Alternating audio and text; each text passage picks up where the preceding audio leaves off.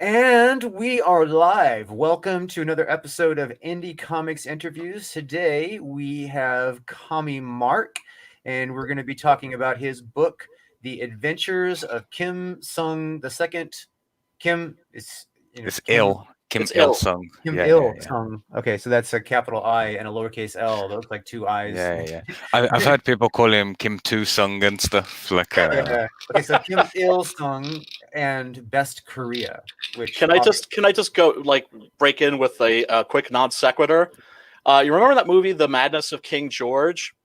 It was originally called The Madness of King George II, but they had to change the title in America because test audiences came out of the movie and said, "Gee, I really liked the movie, but I was kind of confused because I hadn't seen The Madness of King George Part 1." When I was a child, my sister came home from school one day, and my parents said, "Oh, what did you do at school?" She said, "Oh, we was learning about Henryville, meaning Henry the Eighth, and it we should read the wrong words." Oh, that's great. That's funny. But you were saying before I so rudely interrupted you, Drew. Yeah, please tell us more about my fantastic new book. I don't know what I was saying. I think we were going on about the title and how I was getting it wrong. Totally understandable. Yeah. I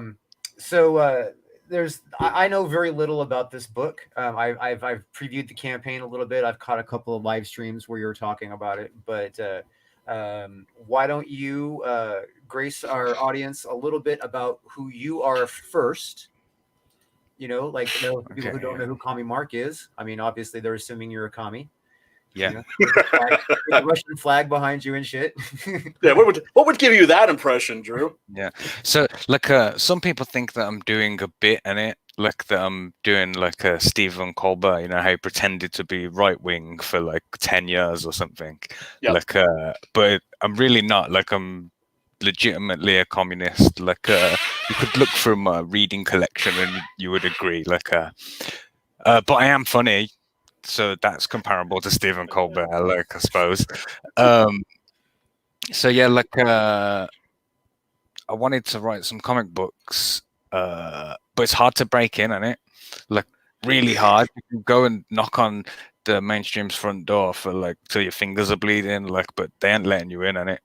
Nope. So I made because all the pros say make a comic book. That's how you get noticed. People will see your comic book. So I was okay, those are the people to listen to. They did it. So I made this comic book, Not Daredevil, which I gave away for free, over 800 of them. And that's really funny. Yeah, so I was looking to give it away on it. I was trying to give away 8,000 to beat Gail Simone. Yeah. And vastly overestimated my ability to do that.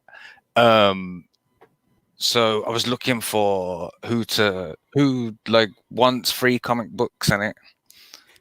Greetings, yeah. Yeah, so that led me here in it. And now here I am in Comicsgate with all of you guys. It doesn't make sense. I shouldn't be allowed if you believe the narrative of what Comicsgate is. But here I am. People let me in. So well, the thing is the narrative on Comicsgate is generally wrong. I know I reached out to a indie creator recently with very, very disappointing experience because he had created a graphic novel about 100 pages that I think would be a huge hit on Comicsgate, but he's like, "Oh, I can't because I figure I wouldn't be welcome because it's a comic that stars a black guy and he has a romance with an Asian chick." And I discovered he thought that we're literal Nazis. Yeah, people do think that. I have a shield against that. You can see. Yeah, there you go. No one can say, "Kami Mark, what a Nazi!" It doesn't make any sense. Not if you know your history, but most people don't. So I have my Not Daredevil book is that. I didn't think they would work in Comicsgate because it's all about SJW themes, isn't it? About racism, sexism, homophobia. It's critiquing old media, dismantling it, saying Yeah, it shouldn't work, but it does. It's like, cultural. It's cultural Marxism. That's Yeah. sort yes, of that's what I'm here. That's what I'm doing. I'm here to indoctrinate you all very slowly. It's an army of one at the moment, just me. Yeah, well, good luck. You're not going to be able to indoctrinate us capitalists. I'm a democratic socialist. A lot of people would consider me a commie here. In Europe, I would just be considered like I don't know, left of center. Yeah, probably. Yeah. No, only people that consider you a commie for being a democratic socialist are the people that don't understand that that's like what socialism already exists in this country, i.e., the police force, the fire department. You know what I mean? That kind I of know, stuff. but that's like a huge swath of the population. Yeah, Well, so yeah, you're right. Most people are stupid. Yeah. I might not be able to convince you guys to convert to communism, but you may be able to convince me to convert to capitalism if enough people back this book in it. And it's available at a very low price, making very slim margin profits on it because it's communism. And I've also got a stretch goal going at the moment where I'm redistributing money that I've taken back to the consumers because that's the nice guy I am. Yeah. Heck yeah. Well, if it was just a bit, it'd be a good funny joke that way. You know, if the fact that you claim that you're serious about it kind of takes the funny out of it. I don't know. Well, I don't know. I always find that the funniest things are things that are sincere. Although, let's face it, this is not a sincere book. This is just a straight up satire, and a really hilarious one at that. This is certainly no promotion of North Korea. Yeah. No. We all agree that North Korea is in a bad place, and it's because of totalitarianism, not because of communism. Having one guy at the top who controls everything is a bad thing, and the book's more about that than any communism. Communism's the butt of jokes in it, if anything. Oh yeah, and right now we're here in America. We have neo-McCarthyism. McCarthyism is actually kind of back in a big way, and all my Democrat friends are looking for Russian spies under every rock. Oh wow! Yeah. Nobody has given me the Russia thing in those terms before. That's weird. Red baiting, man. Red baiting is like a national pastime now. You've almost changed my entire opinion on the whole thing, based on that one sentence. Well done. That's food for thought. That is. I'm going to be thinking about that. But like I was saying, Comicsgate is an open place. We value diversity of opinion.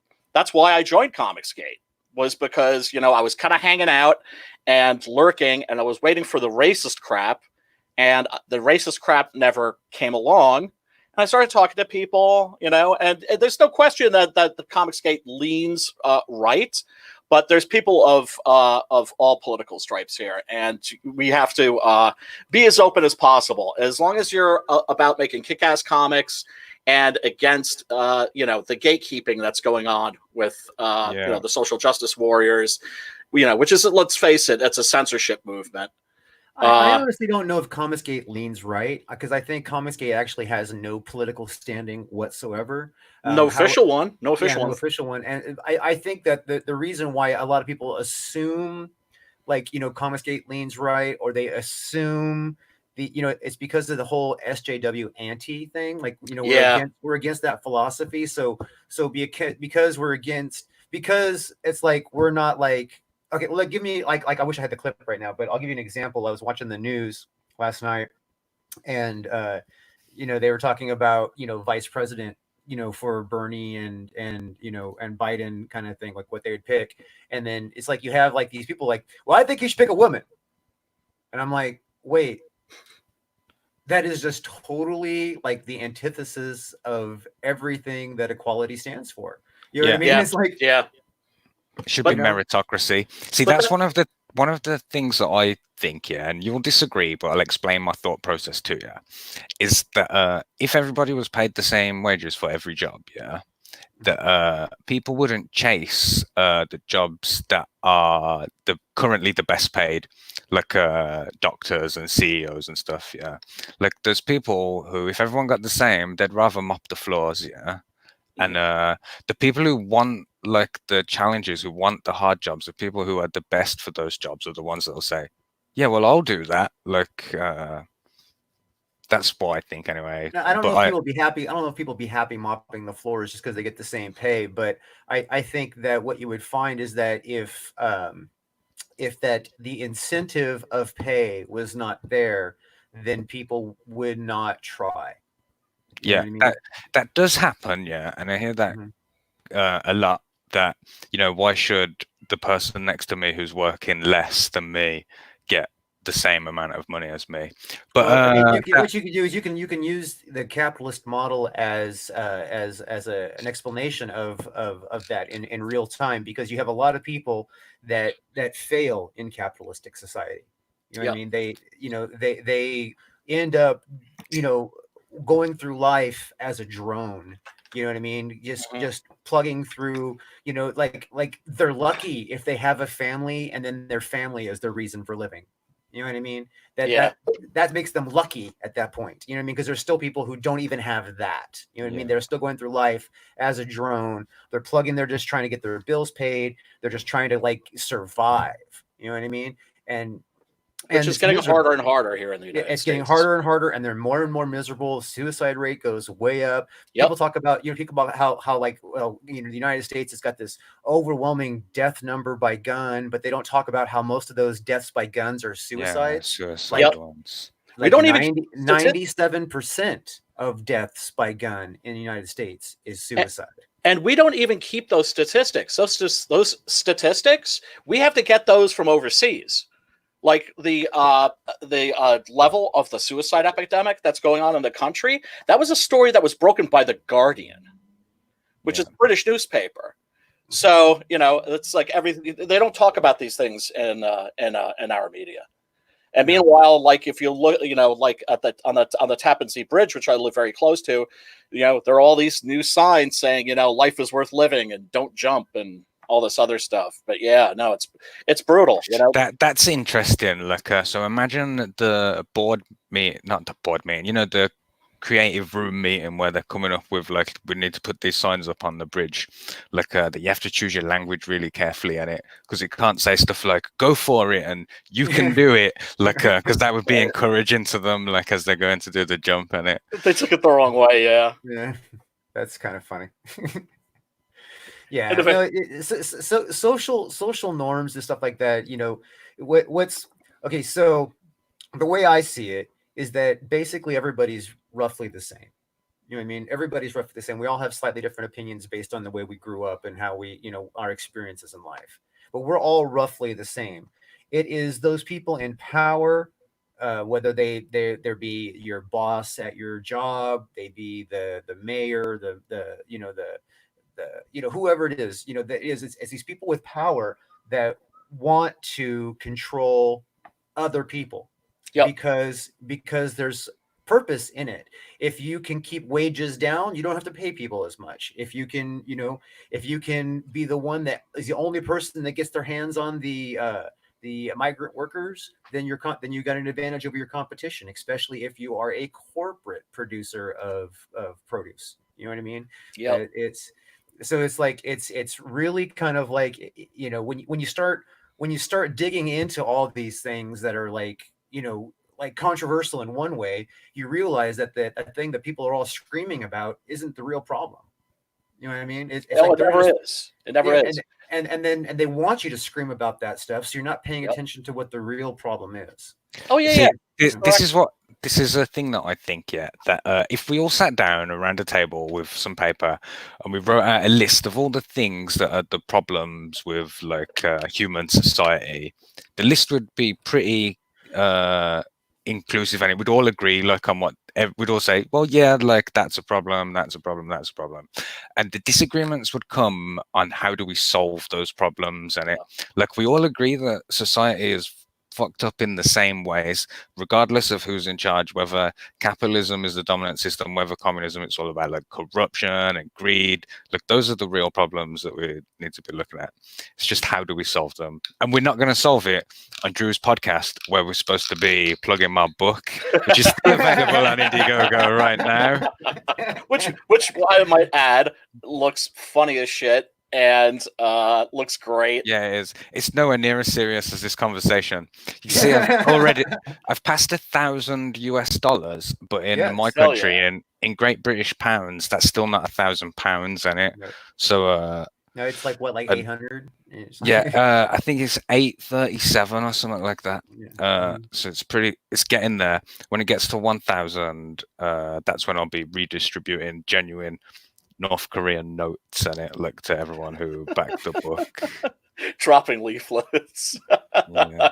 You have genuine North Korean notes? Yeah, so I haven't passed £1,000 yet, but I've already had to order them so that they will come, in time for the end of the campaign, because they've got to come from North Korea, innit? Like, so it's going to take ages. No way. But it's because it's really important to me that almost as soon as the campaign closes to like start shipping shit out, and it like because I want people to know Comic delivers on the things that he says he's going to do, like and I'm fucking doing it, and I like so yeah, going back to book. Hell yeah, man, hell yeah. Fulfillment's let's check out this. Let's check out this video. Oh yes, please.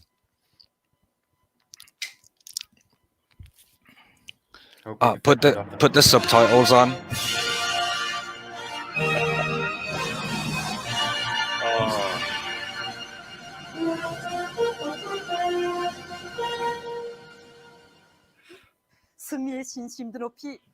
Greetings, comrades, and welcome to Best Korea TV News. Today is yet another awesome day here in Best Korea as the infamous Western comic book writer who calls himself the Gay Space Jesus announces new book, The Adventures of Kim Il-sung in Best Korea. The book is controversial in the West as using real undoctored photographs it details the true historical outcome of the Korean War, our total dominant victory over the imperialist American dogs. Writer Commie Mark, the creator of Not Daredevil, seen here on YouTube show Gay Space Communism, has come under fire from the bourgeoisie capitalists for daring to speak the truth about how awesome everything is here in Best Korea with this tell-all 30-plus age comic. And how the eternal leader and all-round nice guy Kim Il-sung is actually magic, and the rightful ruler of all of Korea. To celebrate such a momentous occasion in the history of Best Korea, almighty leader Kim Jong-un has moved the heavens and the earth to declare the month of February will be extended by 1 day. To celebrate the genius and bravery demonstrated in honoring my grandfather and the mighty Kim dynasty, we the people of Best Korea herefore and henceforth recognize February the 29th as Commie Mark Day. Street parties are expected throughout the streets of Pyongyang as the Indiegogo campaign launches at midnight February the 29th.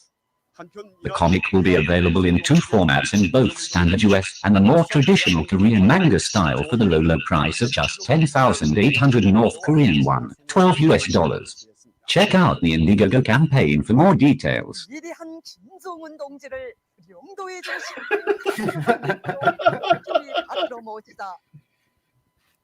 위대한 김일성 조국 김정일 장군님의 나라를 김정은 동지 따라 만방에 빛내이자.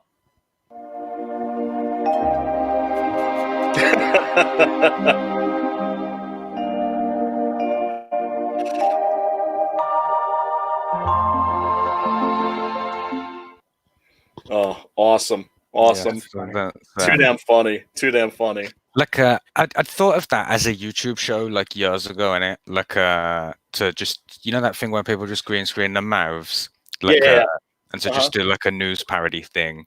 And then when I sat down to like think about I need to do a trailer, it was just like this. I'll just put those 2 ideas together. It's so obvious. And I've never seen anyone do a trailer like that. Like I've seen some epic trailers recently. Ted Zagaro's banging out some epic ones. Like but no one, I don't think anyone's done that before. I tried to make this entire campaign I tried to not Daredevil the campaign in it, like some satirizing Indiegogo campaigning at the same time as Indiegogo campaigning. Right. Like I spent as long writing the campaign as I did writing the book. Like because it has to be as good as the book. Like if you're not going to show the book, like you have to give a representation of what the book is in it. Like and this is the best way that I could do that. It's all very meta. Yeah, yeah, by design. That's So you got to tell me. So if your profit margin is extremely small, Yeah. what is what is the goal here? Because obviously you're not planning what to convert what is my mine mo- because no, it's what to is my read the last, motivation? right? Yeah, definitely. This book, yeah, what I've done is I've gone to the Comic Mark Mind Library, yeah, and I've pulled out the most niche book that I have in my collection in it.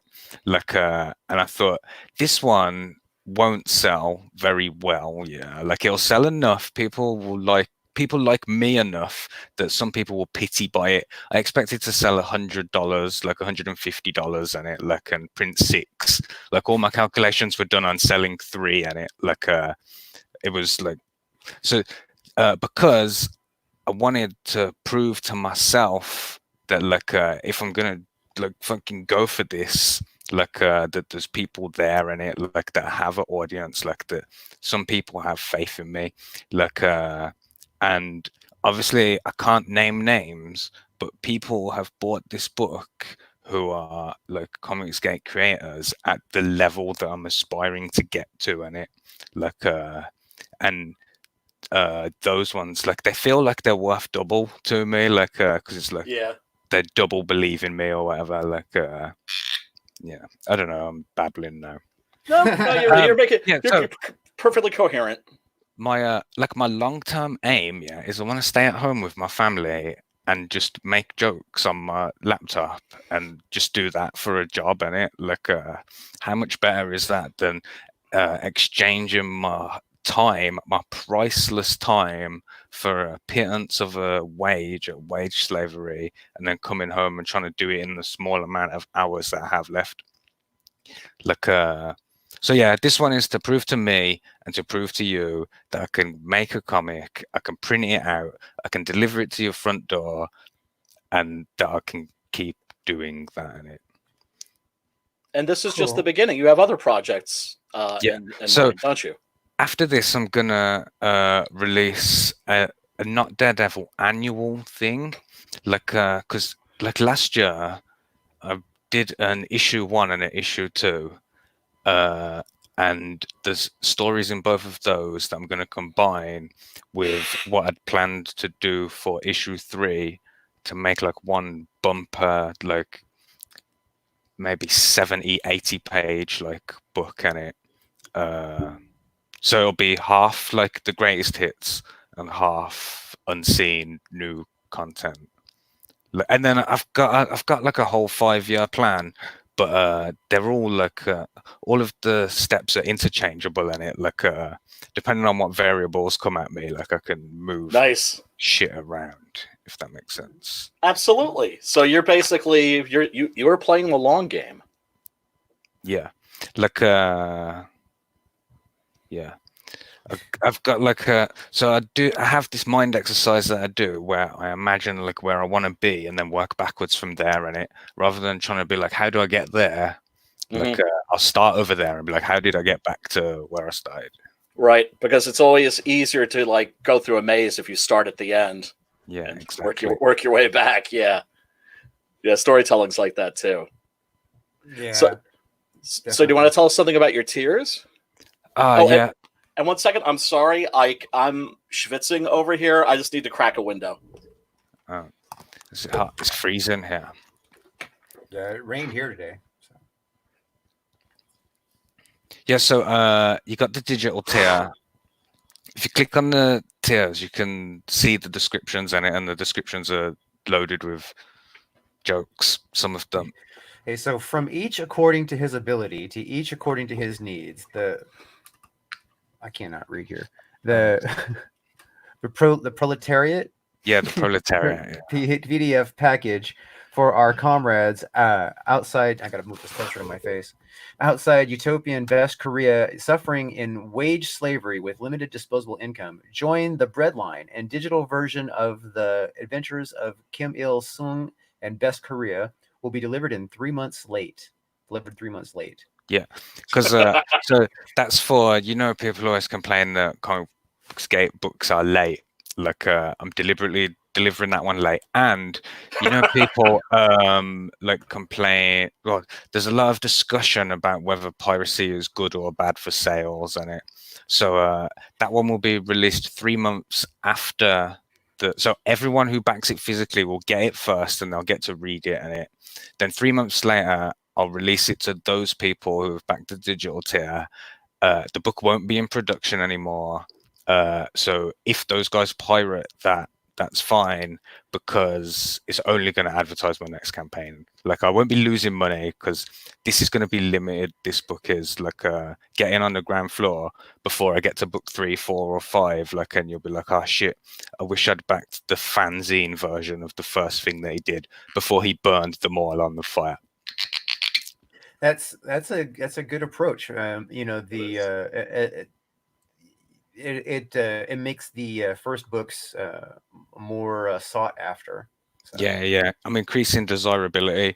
Like every one of them that gets burned increases the value of the other ones because supply is limited, and that's right. Because what leads to collectability is scarcity. Yeah. You know, that's why all those comic books that sold like 1 million copies in the 90s that speculators bought thinking that they'd be worth something in the future are worthless because they printed millions of copies. Yeah, like that X-Men one that we've all got, like everyone in the chat's got, like everyone on the panel's got, like everyone's nan's got that comic book. Like, Yep. So there's like a thing in it that a thing's value has to dip down to being worthless enough that everyone throws it away, like for it to go back up again.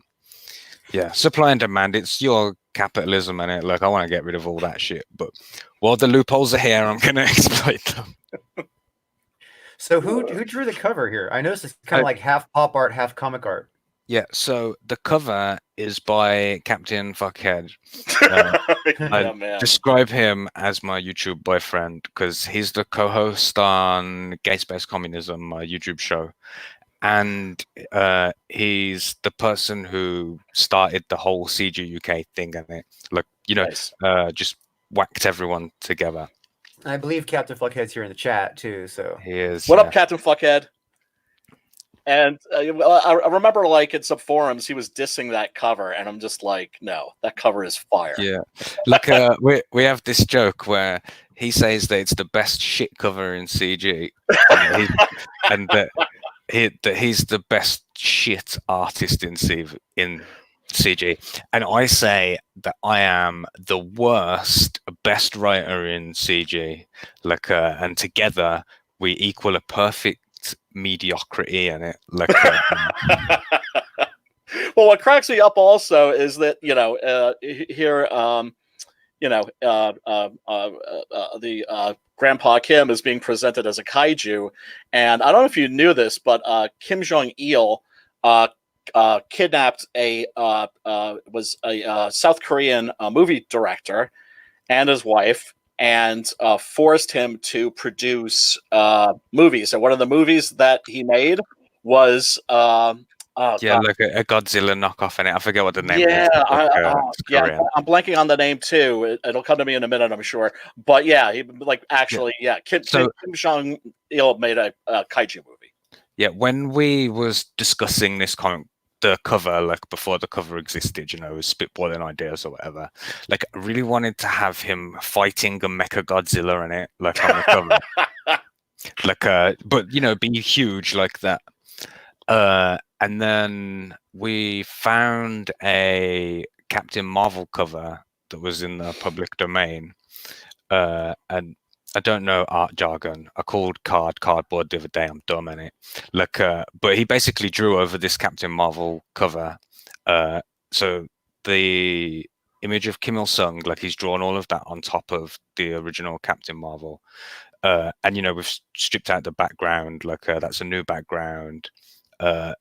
Cap actually wrote that Korean writing down the side that's in blue because he couldn't paste it from Google Translate, which is how I've been doing it. And that says, "Uh-oh, we're in trouble." Like, because I could potentially get in a lot of trouble for this Senate. Yeah, so all those like Japanese people running away at the bottom, and the mountain and the pagoda rebuilding, those are all off the original Captain Marvel cover in it. Like those are unedited, like just repurposed. Oh, and I could see more closely now that the Japanese are like the racist stereotypes that you used to see in American comics from World War II. Yeah. With Which like the yellow skin and the fangs and the claws and all that stuff. That's what they're like in the Not Daredevil universe in it. The Not Daredevil universe is basically the Golden Age universe, but with all the racism and sexism and homophobia dialed up to 11 in it. Like it's only 10% more. It feels insane. It's only a tiny little bit more. Like go back and read those, and you'll be disgusted. Like I have. I think to myself, like SJWs these days, the things that get them riled up, if they could see that stuff, their heads would explode. Yeah. So that's what Not Daredevil is, isn't it? Like I've gone through, I've essentially abridged it, like with new text, and then written like essays in between in it about like what it really means, but like cool, non-patronizingly in it. That sounds great. I look forward to getting a chance to grab Not Daredevil. Even when I've been promoting this book, people have been saying to me, "Mark, but what about Not Daredevil?" And it's like, yeah. This let me like get this one out. Let me prove that I can do it. Like, and then I'll do that next. So, okay. So then this tier here, the best Korea proletariat fanzine, redistribute your wealth away from the. Oh man. It's the bourgeoisie, that is. The bourgeoisie, and get on one of, I can't fucking see, it's been a long day, and get on one of just 10 black and white limited fanzine copies of The Adventures of Kim Il Sung, printed Alex, geez, dude, what's with these words, man? They're printed Alexopoulously at home in my shed on A4 paper and stapled in the lowest quality. They're stapled like down the side. They're not saddle stitched, like they're not stapled on the. So you're just gonna like staple them on the side and just kind of slap them together. Yeah, and I'm sending them in classic Stealing Solo style with no packaging in it. Like I'm just gonna write your address on the back, and I'm gonna send it out. So there is a typo in there where it says that there's 10, there's 20, there's 20 available of those. And if you just get the back page, because the staples don't even go all the way through the book. Like I've had to staple it on one side and turn it over and staple it on the other side in it because my stapler isn't even strong enough to get through the 30 plus pages. So if you just get the back page, which is possible, that might happen to someone. There's no refund in it. That's all you get in, like the back page. And that is, again, to decrease the number of good quality copies of them that are out there in it. So if you get one and you get all the pages and it's in good condition, lucky you. Like. So it's like back my book. It's a gamble. Yeah, man. Oh. All right, so this one is just the comic book in it. Like, there's no jokes. That's the serious one in it. If you just want to get the book, like, and you're not fucking around, like, that's the one to get in it. Like, there's I didn't write any jokes in there because that's serious. This one, there's no gamble. You're actually going to have this. Now this is going to be staple stitched, or whatever the industry standard is. I don't know all the terms because I'm dumb in it. Like, I didn't learn the jargon. Yeah, well, staple stitch is basically like the standard comic book where it's got so it's stapled down the like middle. That. Yeah. And then perfect bound is when sometimes they call it square bound, but it's where the books are all sealed along the gutter. So Yeah. So and- and- so like an actual book is the Right. so the difference between a Yeah, comic yeah, yeah, book and an yeah, actual yeah. book. Allow me to correct you, Kami Mark. You're not dumb. You're just learning this stuff. Yeah, You yeah, know? yeah. And that's what we're all doing. Is it's what Ray Bradbury always suggested to people, which is jump off the cliff and build your wings on the way down. I Yeah. always use the phrase that I am dumb to remind myself that I'm not as smart as I think I am. Like that's for Humility me. is a good thing. That's not for you. Yeah. Gotcha. Yeah. Cheers to that. Well, I know I'm not dumb, but you're using words that I don't like use in the regular speech, so I'm like having to Google up what the fuck this means. The only two words you've stumbled on is the proletariat and the bourgeoisie. Bourgeoisie. You see, I know all this stuff because I actually took a course in communism when I was at SUNY Binghamton. And it wasn't a very popular course. There were literally 5 people. Yeah, okay. So Alexa Polios was a person. Okay, so Yeah, it was after. All right, so that's what that fucking means. Yeah, because because he said that everyone should just print their books at home and it like Yes. So I've taken his advice and I've printed it at home. So we'll see how that works. Yeah. Oh, you are I know what bourgeois means. You know what I mean? Yeah. Bourgeois is derived from the bourgeoisie. It's basically the working class and the elite class in it. That's what I mean. So but this other word you threw at me, Alexopolis. You know, I was like, fuck. Yeah, that's not even a real word. That's like it's not. Like it's that not. Blackadder bit where he's just making up vocabulations like on the spot in it. Like because Alexopolios is Constantine John Expolios. So I did not get that reference. Oh yeah. God, that's some great ball breaking right there. Like 8th degree black belt ball breaking. Well, I mean, it's very rare. It's very rare I come across a word I have to fucking Google. You know what I mean? It's very rare, and this happened. I love it when that happens because it makes me smarter. Every time that happens, like it makes me smarter. Yep, always good to learn something new. And people are going to learn a lot of new things in this, aren't they? They're going to receive a proper education. They'll learn the true events of what happened rather than the propaganda that you've been fed by your Western education. So you're saying they're going to learn about bullshit? So, like one of the things that so this book really deals with the idea of propaganda in it, like and the way that propaganda's like forced on people. And I know that a lot of people in Comicsgate like are against that, and they think and suspected that might be what I'm doing, but I'm not. I'm mocking that. Like you'll read this and agree. Like you'll see it when you read it. It's pretty obvious. I think everybody in Comicsgate thinks you're walking satire.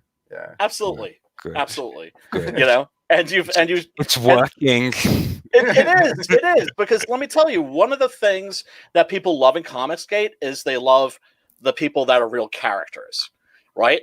You look at somebody like Cecil. Why did Cecil become so popular? Because he's such a character, and he went from being like CG's mascot to being like one of its top creators, overnight. That is you're one of CG's characters.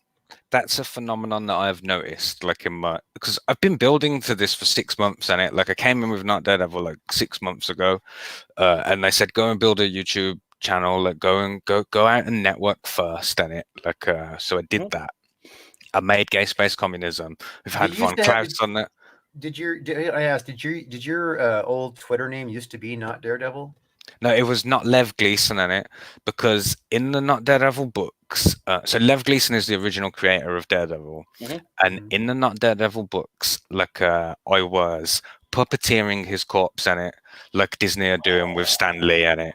Like he was like a character in the book. He was like not Lev Gleason was the editor of Not Daredevil in it, so it's like his actual image, but with sunglasses on, like and. Like that whole book's like real punk rock and pop arty at the same time, and it like because it was about taking something that was like worthless and putting my own art on top of it, like and making a new thing.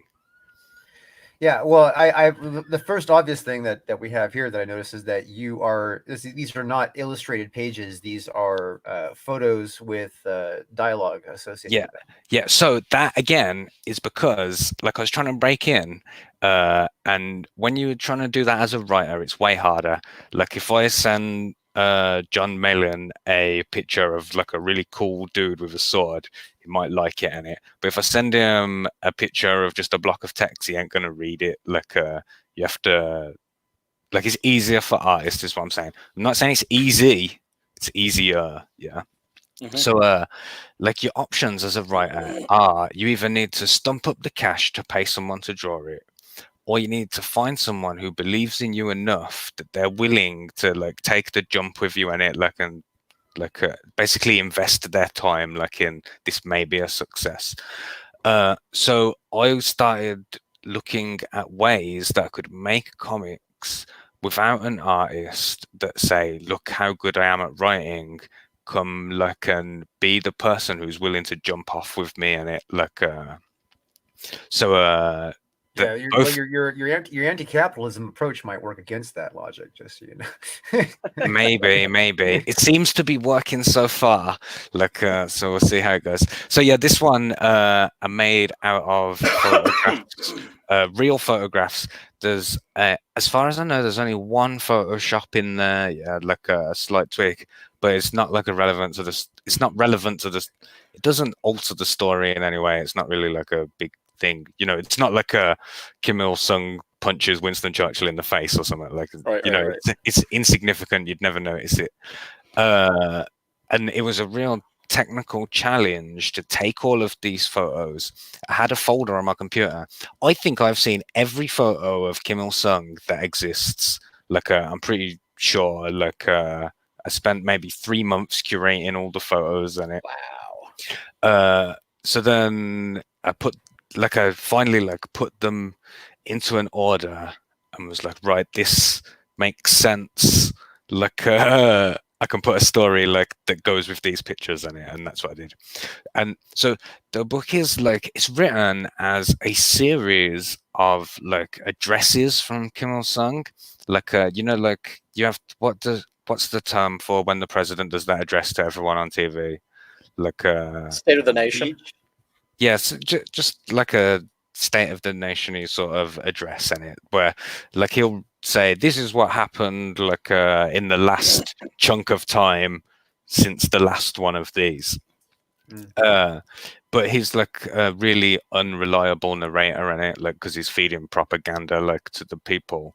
So often he'll like exaggerate what he's done, or the picture will show the opposite of what he says is happening. Like, it's really funny. Like, that's the most, like, I try and be really clever, yeah, but being really funny is more important. Like, it's really funny. Just read it. It's funny. You'll laugh.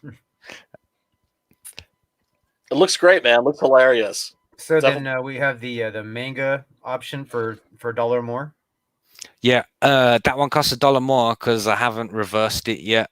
Like, so far 3 people have claimed that one. So for $3, I'll have to go through and flip all the like pages round, but without flipping the text. Like, it's not going to take me long, but I'm not going to make it's going to take me more effort than $3 to do.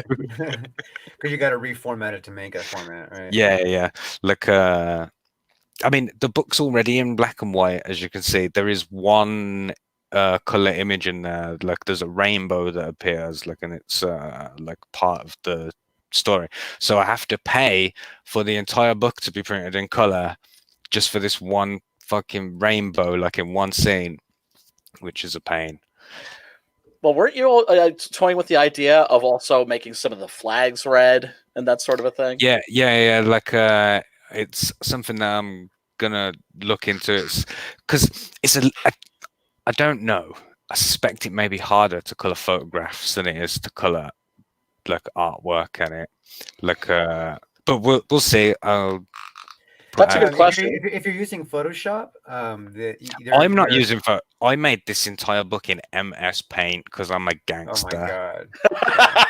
Yeah, in MS Paint, it would be a little bit more difficult to color a photograph. Yes. Yeah. Wow. In Photoshop, it's fairly simple, but in MS Paint, I can see where it would be difficult. GIMP Yeah. is a pretty good program. That's what I use, like to do like what I call my ghetto lettering. You know, like when I get art from my artist, and I just kind of like want to put in the dialogue just to see like what it's going to look like on the page, so that it's not like too crowded. I know what you mean. Like to see the sizing and stuff in it. Yeah. So I made this book in Paint. Yeah, and it took me so long to work out when I was making. So originally, I drew all the boxes. Like this is the panel layout and stuff. Then I was trying to stretch the images into the boxes, like so they would fit. And I did that for the first page, and then I realized just make the image and then draw the box on it and just cut it out like that. It took me so like I'm ashamed of how long it took me to work that out. Now, are these all high res images, or are they going to be like low res prints? It depends. Some of the images are going to be in better quality than the others. It just relates to the quality of the image that I had available in it. Like, but I've always tried to do the best that I can. It's like it looks fine. I've got a prototype that's printed out in A4. Like, it looks fine. Like it's not a issue. Excellent. You're Excellent. talking about the off your printer with the three staples on the side version. There's about 6 staples in the prototype one. Some of the images aren't photographs as well. Some of them are propaganda paintings. Like I had a limited supply, like to make the things within it. Like I've had to be creative. There's some things in there you'll go, that's not a photo from North Korea, but it works. Like you'll buy it. Right. And as for like propaganda paintings, I mean, those are just fascinating. They're beautiful. Some of them are so beautiful. Like I love looking at them. I do. Yeah, it's what I mean, I'm somebody that's actually studied the history of propaganda, and Korean propaganda art is it's very colorful, isn't it? And it's very positive. It's very upbeat. It's very sunny. My favorite piece of Korean propaganda that I've ever seen, and I've been trying to work out a way to use it in the marketing, but it doesn't work because it's a vertical picture rather than horizontal, and that is such good advice. Like, listen to this, always use horizontal images on Twitter. Like, never use vertical. Like, people don't understand. So there's an image of like a fist punching down on an American rocket, like, and the rocket's all bent. So cool that picture is. Yeah. What's interesting about the propaganda that we have here in the United States is that most people don't even realize that it's propaganda. Whereas in most societies, like in the USSR, people who bought Pravda, they kind of knew that it was propaganda. But of course, in North Korea, there's no really knowing what people think because they're so completely cut off from the rest of the world. I mean, if you look at North Korea on a map at night, you'll see, all these other countries around it that are lit, by electricity, and North Korea is black. Yeah, that's correct. Yeah. Does Dennis Rodman make an appearance in this? He doesn't know, like maybe in a sequel in the future. People have been asking me about a sequel, like while I've been on a campaign, and one of because I was describing this is like the start of what I'm calling the commie mark verse in it, like where it's ultimately going to end with all of the Western Germans like taking down the Berlin Wall so they can get into like communism. Like and so this is like the point where it starts at and I want to do the book of Che Guevara and Fidel Castro stopping the assassination of JFK, like but that one will definitely require Photoshop.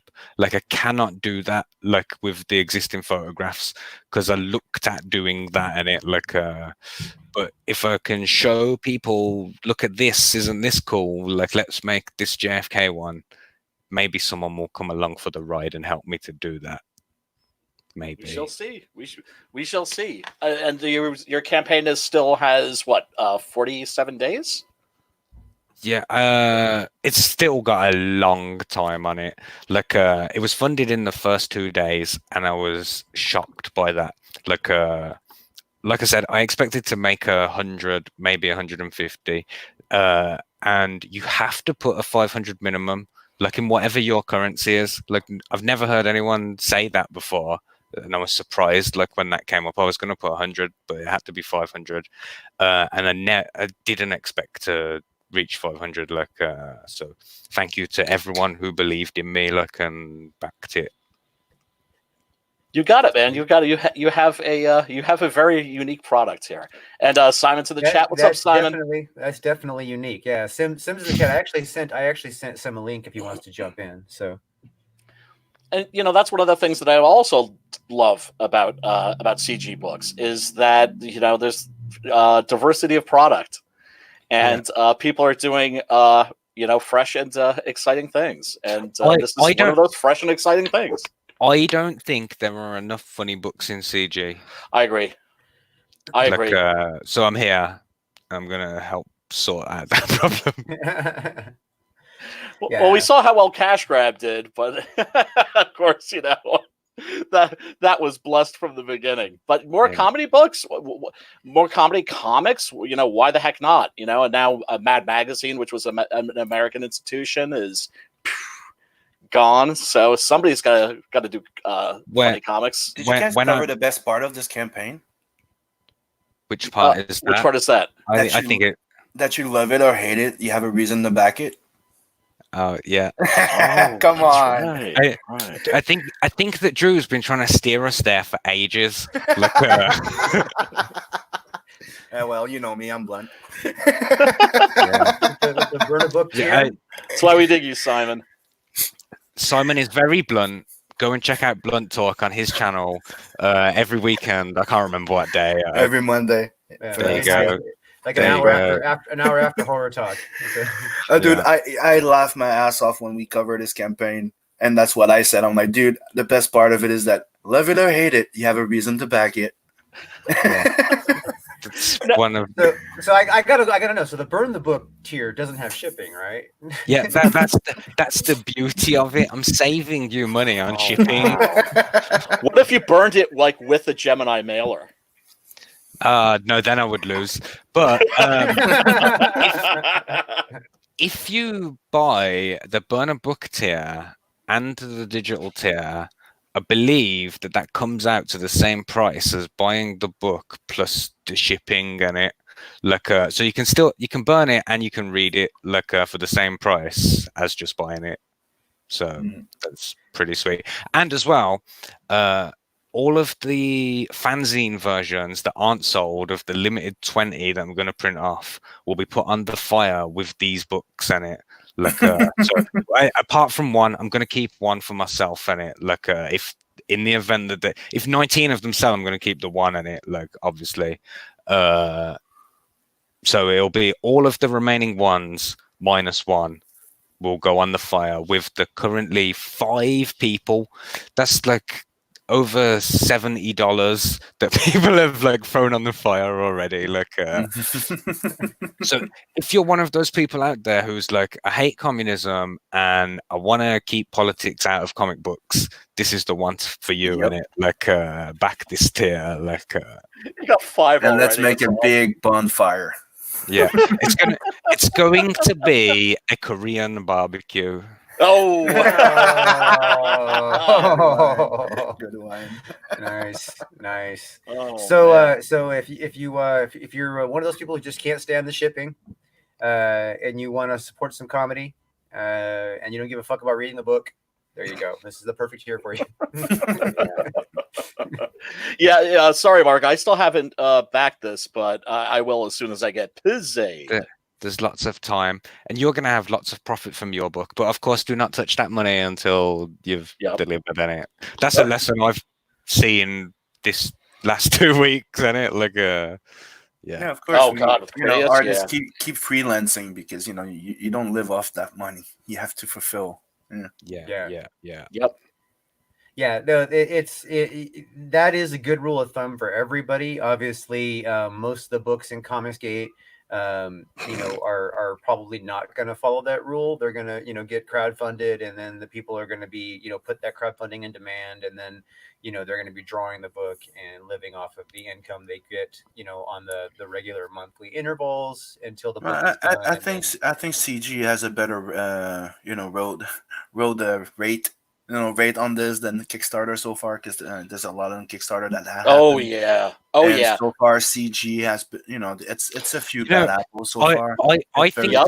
I think that the difference is, how we can have the flexible funding thing, So because there is that option, I think you spend a moment longer thinking about, can I fulfill this if I don't meet the target? Like, so we're all like trying to work out how. I'm saying that we take the maths more seriously, because we know that if we don't meet the target, like, we can still deliver the book. Like that. That's what I did anyway. I didn't expect to make this much money. Like, you guys have killed me. I love you. The thing is that a lot of people will be drawing their book and living on the money that they would make from the book while they're drawing. Hopefully those people, while they're doing that, have considered putting enough aside at least to cover printing factors and and shipping. Yeah. So you should have a figure in your head of how much each book costs you to make, and it. Like, and then that anything over that is the profits in it. Like, look at me, the communist lecturing people on capitalism. Don't forget the shipping. There's one thing that a lot of people, when they start their campaign, they're not aware of. CG, where people that are regular with CG, they know this, but new people don't. It's that they actually count the shipping in that amount. Yeah, that is true. So I had the advantage because I went and I read like 100 campaigns in it before I started. Like, because like I was saying earlier, I wanted to write the best campaign as well. Like, so to do that, I had to go and read all of these campaigns, like, and see like who's. So it's a really interesting exercise to go and do. I even did the maths to work out what the average page to pound ratio was, like, and try and like find where the middle was, so then I could like just undercut that a little to give good value to the customers. I'm babbling again. I don't know where I'm heading. I'm just telling you stuff about when I was making the book. You sound perfectly lucid, and I'm not sure. I'm just not working to any point, and like everything I'm saying is correct, but I'm not going anywhere. That's okay. That's all right. That's all right. It's the journey, not the destination. But now, what is this thing? Technically, you have another 5 people here who want the manga, so it's really what. Oh yeah. So I think $8 or $9 dollars. Thank you. So it's all $9. Yeah. But, this version this tier where you back both versions of the book, you get it for cheaper than backing both of the tiers individually, and you only pay shipping once on it.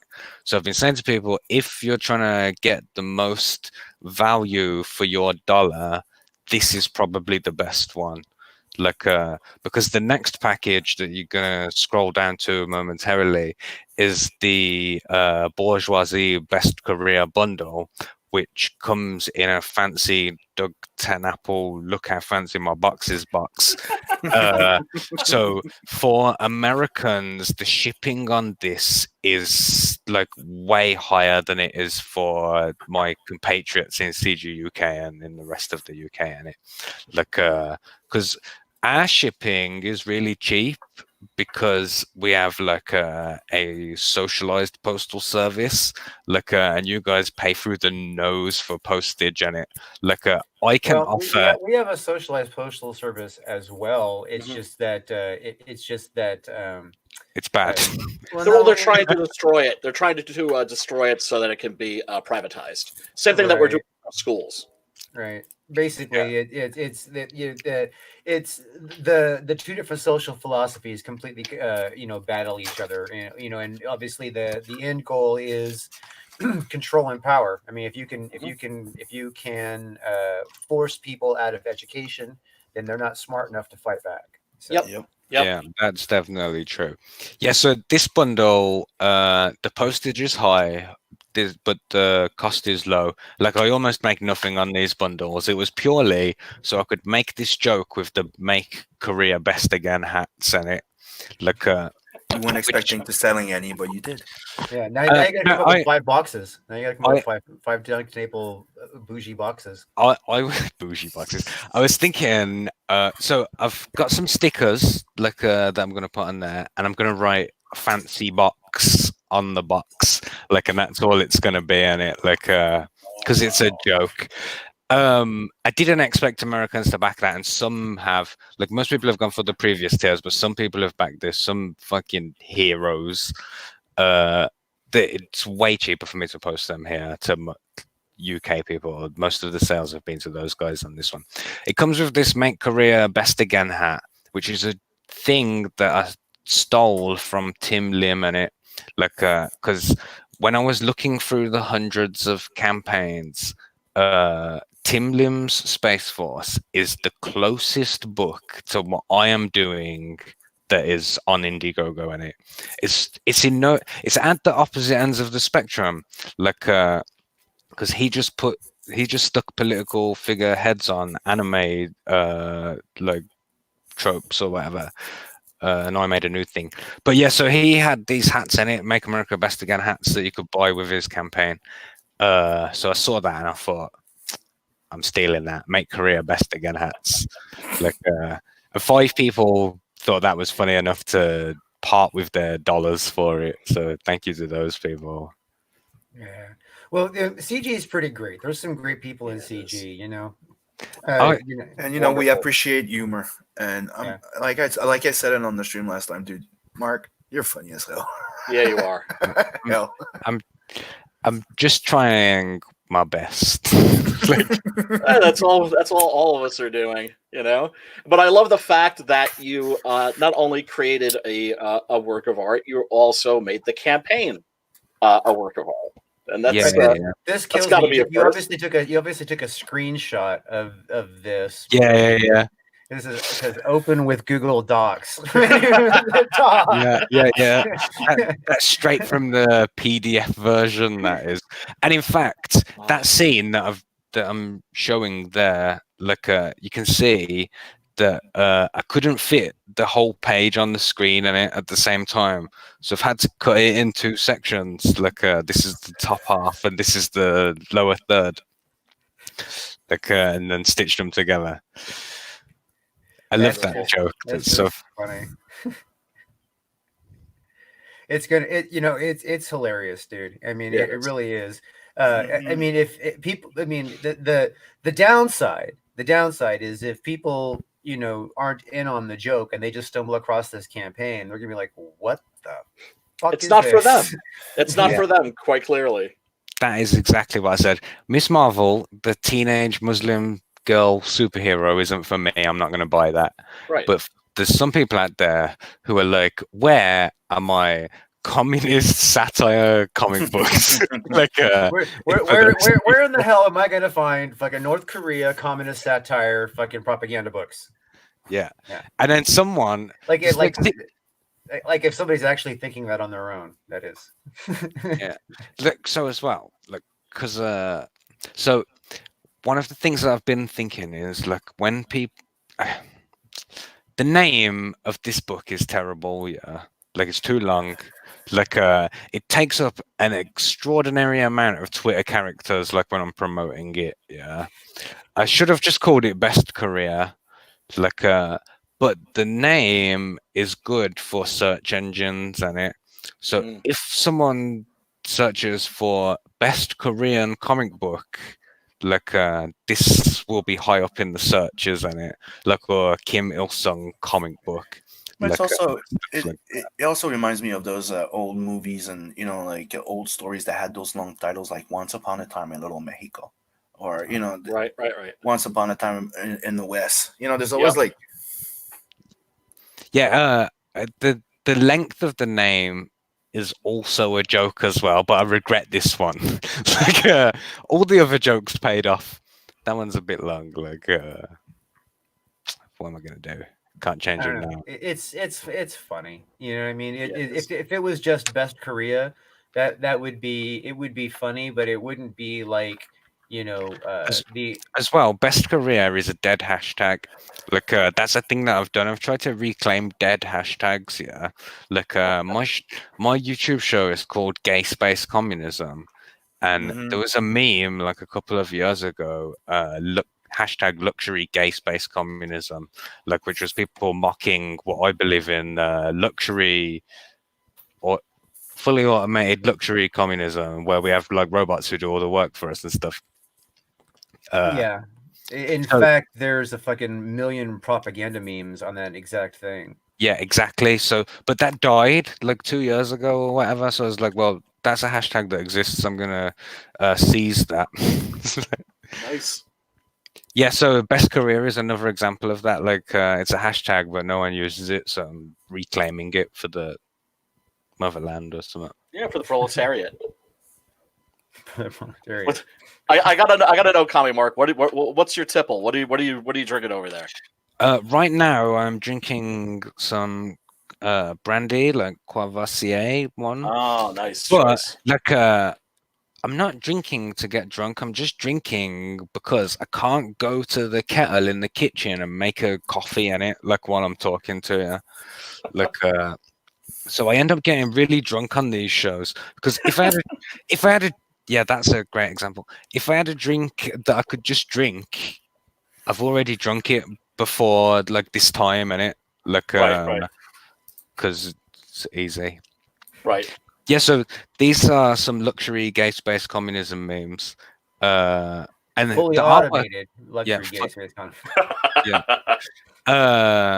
and so yeah, I thought I would steal that hashtag in it. In fact, that one that you're on right now is the icon for my KGB gay ops DM group, and it like where we do KGB gay ops. Nice. Crazy. Yeah, I love all of this iconography. It's so beautiful. Like especially with the rainbows added in. Yep. Damn, this is gay space communism. I love it. Oh, great stuff. So, fully automated luxury space communism is just the idea that eventually the AI will take over all the work and it, like that the robots will do all the manual labor, and we can sit at home just creating things that the robots couldn't do, and it, like spending times with our families, like enjoying the priceless hours that we are alive. Like Yeah, unless the one of the robots happens to also have a super brain with like intense logic and decides that we're just now a waste and they want to annihilate us.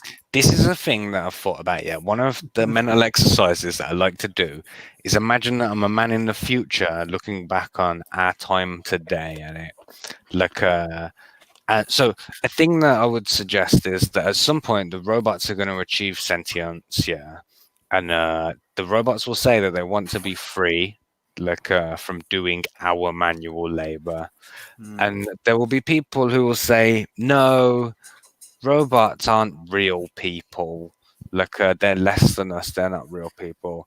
And then other people will say, no, you said that about black people like 1,000 years ago, and it like and there'll be like an emancipation of the robots, like and we'll have to take our toasters out into the woods and be like, you're free, go, like and just let them go off on themselves. That's funny. The one thing that always concerns me about robot sentience, and this is kind of this is kind of like against like my own story, because my own story has a living sentient artificial intelligence. But the thing that I always concerned with robot sentience is, sure, they become self-aware, but does not mean that they're going to have empathy, sympathy, or any kind of emotional attachment to anything. Well, so they may operate strictly on logic, and then if something doesn't make sense to them, they may decide to eliminate it because it's in their way. That's where you get science fiction movies like Colossus: The Forbidden Project. I don't know if you've ever seen that, and The Terminator, and all those things. It's a very common theme in science fiction. Yeah. I mean, I personally don't believe that self-awareness from a machine is possible, but could be wrong. Well, I think it's possible. I think self-awareness is inevitable for a machine. That's such a scary thought. Especially because now machines are being taught to think and taught to educate themselves and taught to, So self-awareness is inevitable. I don't think there is a huge leap for a computer to go, that is a human, I am not a human. And once it's asking the question, well, what am I? Right. Then self-awareness is the next step. So would you like to hear some other examples of things that the man in the future will look back on our society and say, isn't that wrong? Yeah. Okay. Cars for sure. Like highways packed full of cars, each car with just one person in it. Yeah. So one example is they will say, in the 21st century, what they used to do was they would take dead bodies and cut out the organs and put them inside themselves, because that will be disgusting to them, because they'll just print new ones and it in the lab. Yep. They'll say, weren't those people stupid how they used to go and cover themselves in oil and then go and boil in a hot tub for an hour and cook themselves, and then be like, oh, I got a disease from cooking myself. Of course you did. That's fucking dumb. And they'll say, they used to drink the milk of cows, because they'll just grow milk that's perfect for humans, and they'll just print it out of their machines. Yeah, so that's it. I love doing that, looking back as future man. Once we have mastered molecular assembly, we can take down molecules and store them atomically. Yeah, that will change the way we look at food and everything. So absolutely, the moment that happens, capitalism dies. The moment that you can literally funnel your shit into a machine and it rewrites it at an elemental level into a Big Mac, capitalism is over. Yeah. Right. And then we'll all get to stay at home. Yeah, capitalism is eventually, basically eventually going to die. I mean, not 100%. There's always going to be some capitalistic elements. You know what I mean? Because there's selling art, for instance, is going to be capitalism, because people are going to be like, oh, well, I don't need money. Here, take my art. No, it's going to be like, well, you want art. This is a lot of work for me. Yeah, because art will be the one thing that the robots won't be able to make. Right. That will become the highest demanded product. We'll even be able to print fucking diamonds and shit in it. But art, can only come from the person who creates it. Not from a robot. That art, music. I challenge the robots to prove me wrong. Well, then you get those little logicians who are like, if you put a bunch of chimpanzees in front of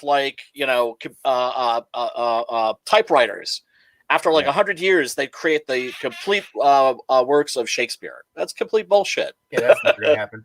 No, but with a robot, there will be some degree of artistic capacity, but it won't be true artistic capacity. Right. The reason why that is because they will be able to decipher, based on mathematical formulas, what are the things that people are drawn to. So there will be obviously lots of like booty shots, you know what I mean, and big boob artwork and stuff that's machine generated, because it's like low hanging fruit that they already that like it could be scientifically measured as something that can be reproduced that people would like. They'll build like, well, this is the most popular style of boob. You know what I mean? Yeah. Right. So when you were saying that, yeah, I was thinking like, what are the most popular things? How do we smash them together to make the ultimate painting? Yeah, I'm imagining buttocks in yoga pants, yeah, with breasts and a face, just like all in the same like blurred image. That's the kind of thing and we go, I find that kind of sexy, actually. Like, I have seen some stuff like that. That's really weird. Where it's the same image where like the butt turns into the boobs, turns into the face, but you have to just change angles. You know what I mean? Wow. Like what they call it, lithograph or whatever. Yeah. Where it's at those. I've seen some like that. That's actually I've actually seen an art piece that was obviously printed. It's actually 3 different digital images that are printed together at the different angles. And I've seen. I was walking through it wasn't really a museum. It was more of an art show in a convention center. But I was walking past it. And I'm like, I had to walk past it twice, and I'm like, okay, wait. Because you couldn't just like move slightly and see the difference. You had to move dramatically. So that's awesome. Yeah, that's cool. It was trippy. It was weird. And they weren't clothed though, so it wasn't a butt in yoga pants. It was a naked butt, naked boobs, and a naked face. Yeah. It's also important to remember that what drives all technology? Pornography. I mean, think about the first robots, the first like really humanoid robots. Let's take that one step further. Let's say that all progress. Yes. All progress is driven by the need of sexual gratification. Yes. Yeah. So absolutely. you was going to jump straight to robots then, Brian, but let me like build you up to that. Yeah. So first, there is the phenomenon of credit card transactions on the internet. Yeah, that came from pornography. Yep. Like the pornographers were the first people to accept credit cards on the internet. Yep. So then people were like, hang on. I'm not paying to download porn. I'm going to stream porn. Guess who invented streaming on the internet? It was the pornographers again. And you want to go back even further. I mean, I'm old enough to remember like when the VCR was a new thing. And when the VCR came out, the VCR and also the Betamax player was explicitly sold as a device that allowed you to watch pornography. Let's go with comics. If you go back real far, you had those little like tiny little like ashcan size, right? Back then, even tinier than ashcan. It was like really, really small, and they were all pornographic little comics. Yeah, they had those in it. Now you're making me think how much of classical art is just pornography for those people. Like, how far does this go back? Have we got hieroglyphs of women with like boobs and butts? Well, we found a rock in the shape of a penis not too long ago. Yeah, and Pompeii, my goodness, when Pompeii was being exhumed by archaeologists, they were like, oh my God, there's like, frescoes, beautiful frescoes of like people performing unnatural acts, because Pompeii was actually like a party town, like Las Vegas of the classical world, you might describe it. And of course, this we're talking about the Victorian British. They were like, oh my God, this stuff is so horrifying. We can't show this in a museum, so let's like lock it away, and then we'll have the key because we can look at it because we can handle it. Yeah, we did that same thing to gay penguins as well. Right. We've found the British found that penguins were gay like 100 years ago, and was like, well, that's improper. So we're not going to reveal that. But yeah. Penguins love dicks. Go on, Drew. Like, where you going? Take control of your show, comrade. That's just hilarious, though. So everybody who has a few shekels to spare, and you like a good laugh, this is something that you can invest those shekels in.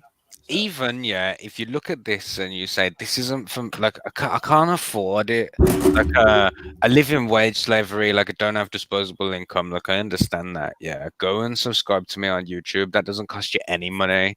Like and if I reach 1,000 YouTube subscribers before I release my next campaign, which will be later in, it's going to be at least 3 months in it because I'm delivering the other one 3 months late.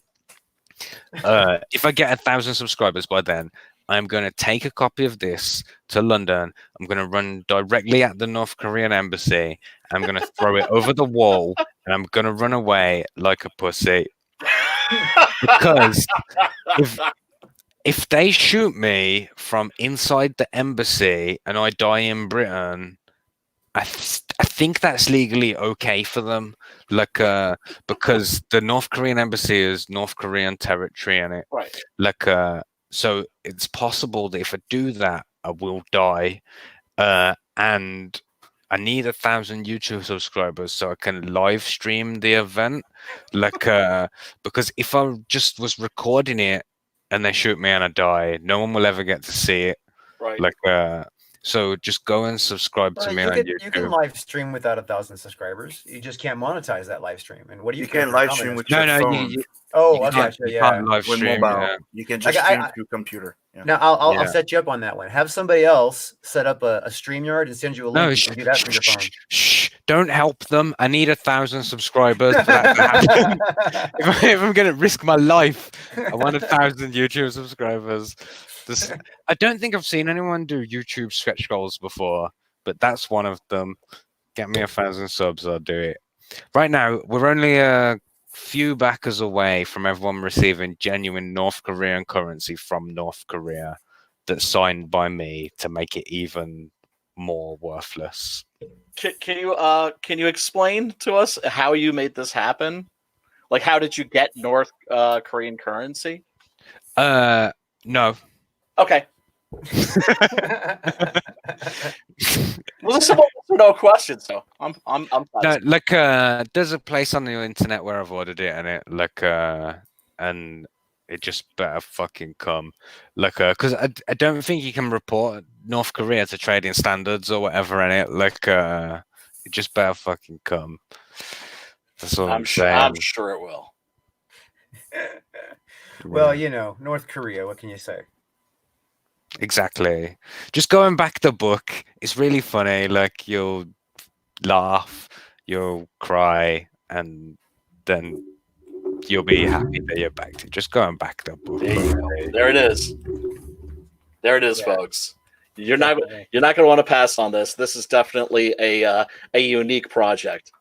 Yep. Yeah, because I try and make everything that I do unique in it. I don't like everything that I do, I can see the influences in it, like, and I wish that they weren't there. I wish I was making something that was completely original, but I'm trying to smash enough influences together that you go, well, that's original now in its own right. Absolutely. No, it's definitely original. That there's no doubting that. Yeah. No, if you search for North Korean photo mangas on Indiegogo, it's full of them. Really? That's crazy. Oh, I guess it's a niche market. There you go. There you go. Who buys them though? That's the question. Well, 47 people so far. It's just a genre that's waiting to find its Technically, audience. only 10 people have bought the manga. So. One of the things I've been doing is I've been counting the backers in North Korean in it, like in North Korean one. No, in South Korean one, actually, because Indiegogo doesn't let you say it to North Korean one. And I've currently made 1.2 million Korean won in it. So I'm a millionaire in Korea already, Yay. which is great. It's only the second book in Comicsgate to ever reach 7 figures. And Badass. there's still time they could become Comicsgate's first ever 8-figure book, like, which would be incredible. So people talk about Comicsgate making 10 million. I could make 10 million. Like, Yeah, just not if- 10 million American dollars is what you're saying. well, no one's specifying what currency. Yeah, exactly. Exactly. Well, we can go pesos. You know, Yeah, I could make a killing. you can make a killing with them pesos. Let's see. So you're still at 1,077 United States dollars, which obviously it's going to be around like I said, 850 British pounds. Or Yeah. what you guys with pounds? What the hell are you guys using now? Yeah, pounds we use in Britain because we're not part of Europe. Right. You don't do euros anymore, right? So yeah. No, we never did euros. Like we always stayed away from that, and gratefully as well. Like I'm a pro-European, like, and I'm on the team that lost. But it's probably it's good that we stayed with the pound because the euro crashed like way worse in the financial crisis than the British pound did. Yeah. The pound is still stronger than the dollar. Like, as you can see, and I learned this in this campaign that the North Korean one is stronger than the South Korean one, and almost like 1.5%, something like that. In it, North Korean money is worth way more than South Korean money. Because there's less of it. There's just less of it in general, right? Yeah, I think it's because it's harder to get your hands on. Like the exchange rate is like really obscene. Yeah, but it's stronger than South Korea. You'd expect it to be the other way around. Like you'd think that the North Korean one would be like a $1 is a million or something, but it's better than South Korea. Well, it's probably because South Korea can do quantitative easing, and North Korea has no purpose for that. Because if nobody has any money, then what's the point? If I was in charge, when the global financial crisis happened, so the government gave like trillions of dollars to the banks, so the banks had the money, so they could pay so that they still had the money that you have in it, in your bank account, so they could still pay you. What they should have done, was taken the amount of money that they gave to the banks and divided it equally between the population and paid into your bank account, Right. Because then the banks would have all the money that they suddenly lost, like it would be there in all of their accounts. And the way that banking works, they have the fractional reserve, so it's worth 10 times the amount that's in your deposits. So the banks would have had 10 times the. It's so fucking obvious. How are these people who are in charge so dumb? They're not dumb. They're not dumb. They know exactly what they're doing. Yeah, they know exactly what they did. Yeah, because they were trying to keep us in this position that we're in, where we have to serve them, where we have to sell our priceless time to them. More or less, it's status quo. But but if you really think about it, the whole economic crisis, the worldwide economic crisis, people are like, oh, well, the money's gone. I'm like, no, it's not. No, the money all went somewhere to some people, and those people used that money to take more money. Yep. The money didn't go anywhere. Confidence left. There is all the economy is people passing money to each other backwards and forwards. Yeah. Right. And then when you say, oh, the economy's bad, people go, oh, well, I'll save this bit of money that I have and I won't pay it into the system and keep passing that dollar around. Yep. So the confidence dropping makes people keep their money. Of course. Keep passing the money around. Right. But what actually happened was that, okay, so what the problem, the reason why we have to have quantitative easing in the United States, it's created because the population grows and there's not enough actual physical money to go around. That's the reason why it was created.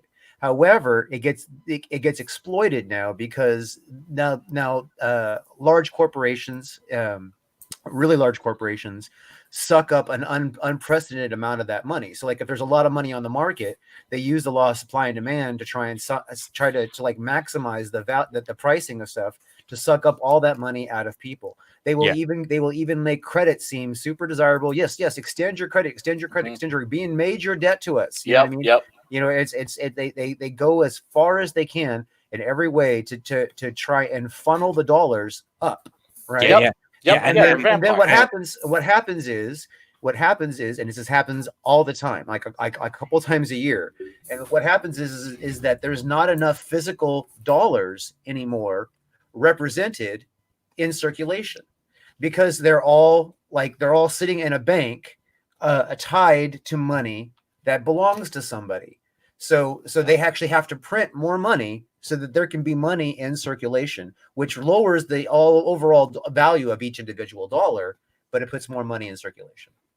Well, the whole reason why And we're in the place that we're in now. I need to be really rude and go for a piss on it. Like, and I've been Please do, dancing sir. here in my chair because I'm enjoying the conversation. Like, and I want to carry on.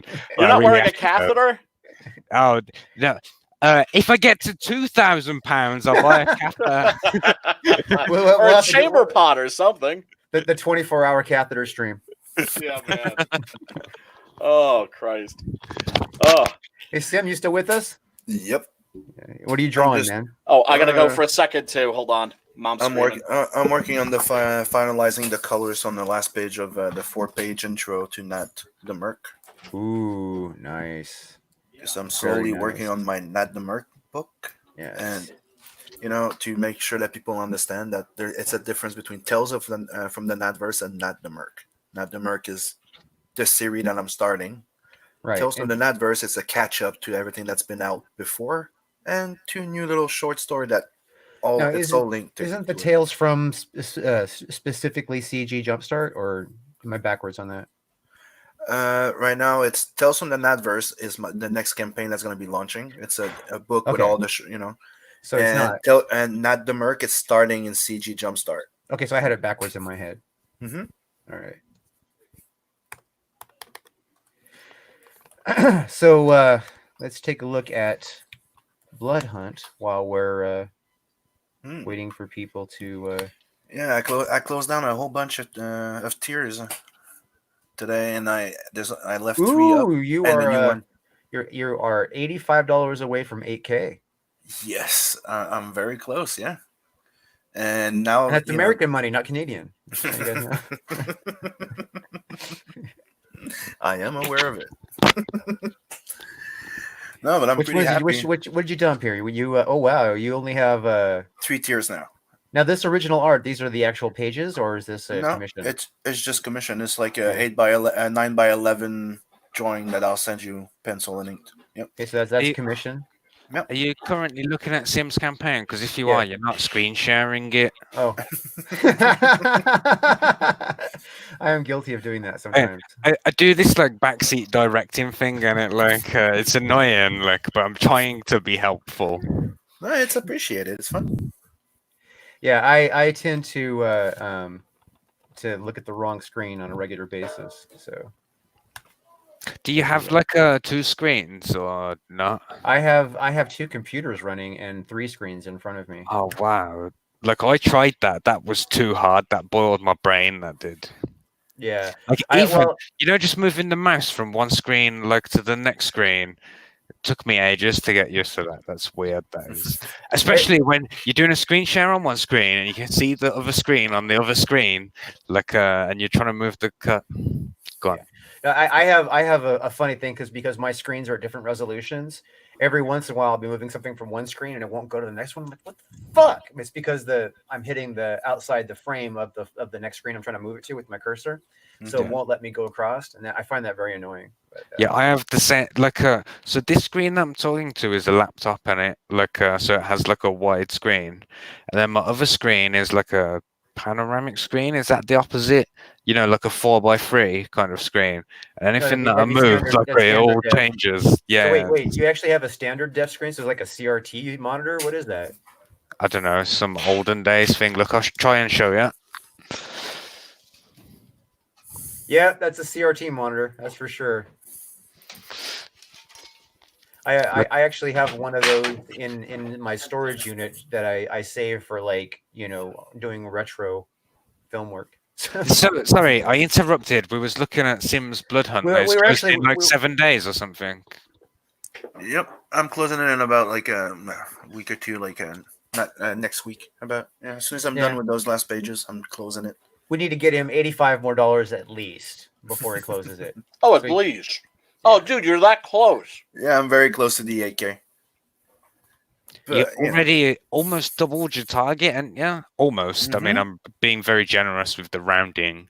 Like, but yeah, like good work. Good work. I was You asking. killed I it. was asking for 3,500, I think, or 3,500, I think. So, Yeah. I doubled it, Oh That's yes, good. you've more than doubled it. Yeah, that's and great. I'm pretty happy. And now instead of being 64 pages, since we reached the 7K stretch goal, was 90 more Hail! pages. So Now it's someone 72 just pages. someone just bought a copy of Adventures of Kim Il Sung and Best Career. Thank you. Oh, Hail, let's hail, go take a whoever look that there. was. Like, Oh yeah.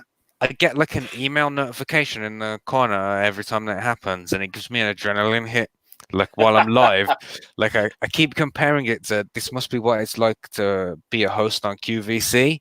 You know, So- like you're selling a thing, That's- like, that's- and you can see the timer like clicking down, like saying, "Oh, we've got 6 left." Like, and you're like, "Oh, it is." We're I thought moving that was another units. We're one. moving units. Which but we're still at 47,1077. So did they refund and then buy the same thing? Possibly, who knows? But so yeah, Brian, you have your 6-gun Gorilla book out. How's that doing? You've passed your goals already, haven't you? Oh yeah. I mean, I set my goal very modestly at $500, and I'm about a little over 2,000 right now. That's not bad for Good. a start, No, it's not. But you know, it's. I'm not always necessarily good at the gratitude thing.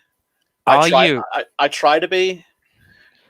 Are you the writer and artist, or just the writer, or just the artist? Forgive me for not knowing in advance. Oh no worries. No, I'm just the writer. I'm just the writer. And the first book, first campaign did a little over 8,000.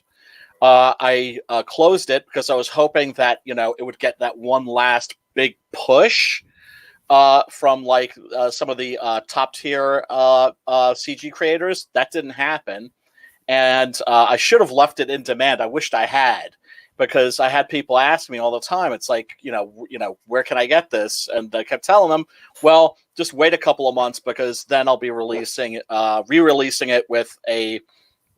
We released the trade paperback with a brand new cover by Kane White, and also the 7th issue, which is called the Big Gun Down. So people have the option; they can, if they're new to 6-Gun Gorilla, they can buy the trade paperback by itself, or they can buy it with the new issue. Or if they already have the original trade paperback, they can just buy the Big Gun Down, which is 24 pages for $15.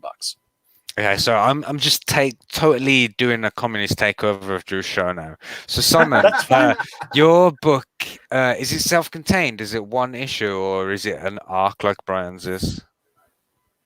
Oh, someone else just bought the book. Thank you, whoever that was. I love you. Rock and roll. Simon? He hasn't answered. I think he's walked out. With us? I think he was busy buying my book. No, sorry, it's because the kids are moving around me, and I'm muting myself. No worries. Oh, they got Jack Straw in the chat. Just saw that. Yeah. Hail Jack Straw. What's up, Jack? Yeah, Jack. I'm just saying, Jack Straw is the one that that you could say popped my DM the DM rooms that we have in amongst the thing. He's the one that's like, what, you're not in any of these things? So he like brought me in, and then I, the war campaign came at me from every angle. oh my! At every orifice. Yeah. Yeah, he's a great guy. See, he says, "Sees the memes of production." That's a joke. Like so on my on Gay Space Communism, we have a round of the show that is called "Sees the Means of Production," where like the guests come on and we ask them the question, like, if there was no intellectual property laws, if there was no copyright or whatever. In fact, Sim's been on Gay Space Communism. He's on the legendary Lost 3rd episode. So it's like if you could take any intellectual property and make your own thing with it, like, what story would you tell? And that's a lot of fun. But then people started saying to me, "Sees the memes of production," and I was so annoyed with myself because it's such a better name. Like that should be a game show on its own. Seize the memes. Absolutely. So what happens in your game show that sees the memes? Okay, so hang on. So Gay Space Communism, it has 3 rounds here. So the first round is what we do is we dissect a piece of media that is in some way to do with communists. So for example, in the semi-finals, we're going to do an episode on Rocky 4. Like so far, we've done like Omega Red, the Red Guardian. A few weeks ago, we had Narwhal and Adam Post on, and we was looking at this North Korean cartoon that they showed to children with like machine guns and stuff. And you were saying earlier about how American propaganda is different from like communist propaganda, but it's just like Noel was saying on the show how it's just like G.I. Joe in it, but for the other team, like and that was interesting. So we dissect a piece of communist media, and then so the next round is we play Seize the Means of Production, which is when you get to create a story of your own, like using any intellectual property that you like. I thought that people were going to come with like smash up things in it, because that's what I would have bought. I'd have bought Rambo versus Predator or something like that in it. Like, yeah. Billy Jack versus Blackula. Yeah, any crazy thing. Like I love smashing tropes together in it. Like I'm finding a new thing. People come and they'll say this is a character or a story that I really like that has lost its way. Like, and this is how I would redirect it on that path. So and you're then like you're saying mashing tropes, so that would qualify like Arnold Schwarzenegger, and so like Rocky and the Terminator do Brokeback Mountain. Yeah, sure. Yeah, that is exactly the kind of thing that you can suggest on the show. I would give you bare points for that because I love that as an idea. So then, yeah, so me and Captain Fuckhead score like every round in it, and then there's a winner and there's a league table and there's like knockouts and stuff. We're still in the quarterfinals at the moment, but we're approaching the final. That's awesome. But next year, well, not next year. We're already in next year. Once this season is over, I'm gonna drop the knockout format because it's way too hard to sort out. Like, it's better if I can bring in 2 new guests every week and we'll just have a league table of the year or whatever. Yeah, so then we play this third game, which is Get in the Gulag, which is like you take a thing that you hate about Earth society and say, like, if we was building a utopian society on the gay space base where it's set, this is a thing that we want to get rid of. Like, and we'll throw that in the Gulag, never to be Like seen the new again. 52 Lobo. Yeah,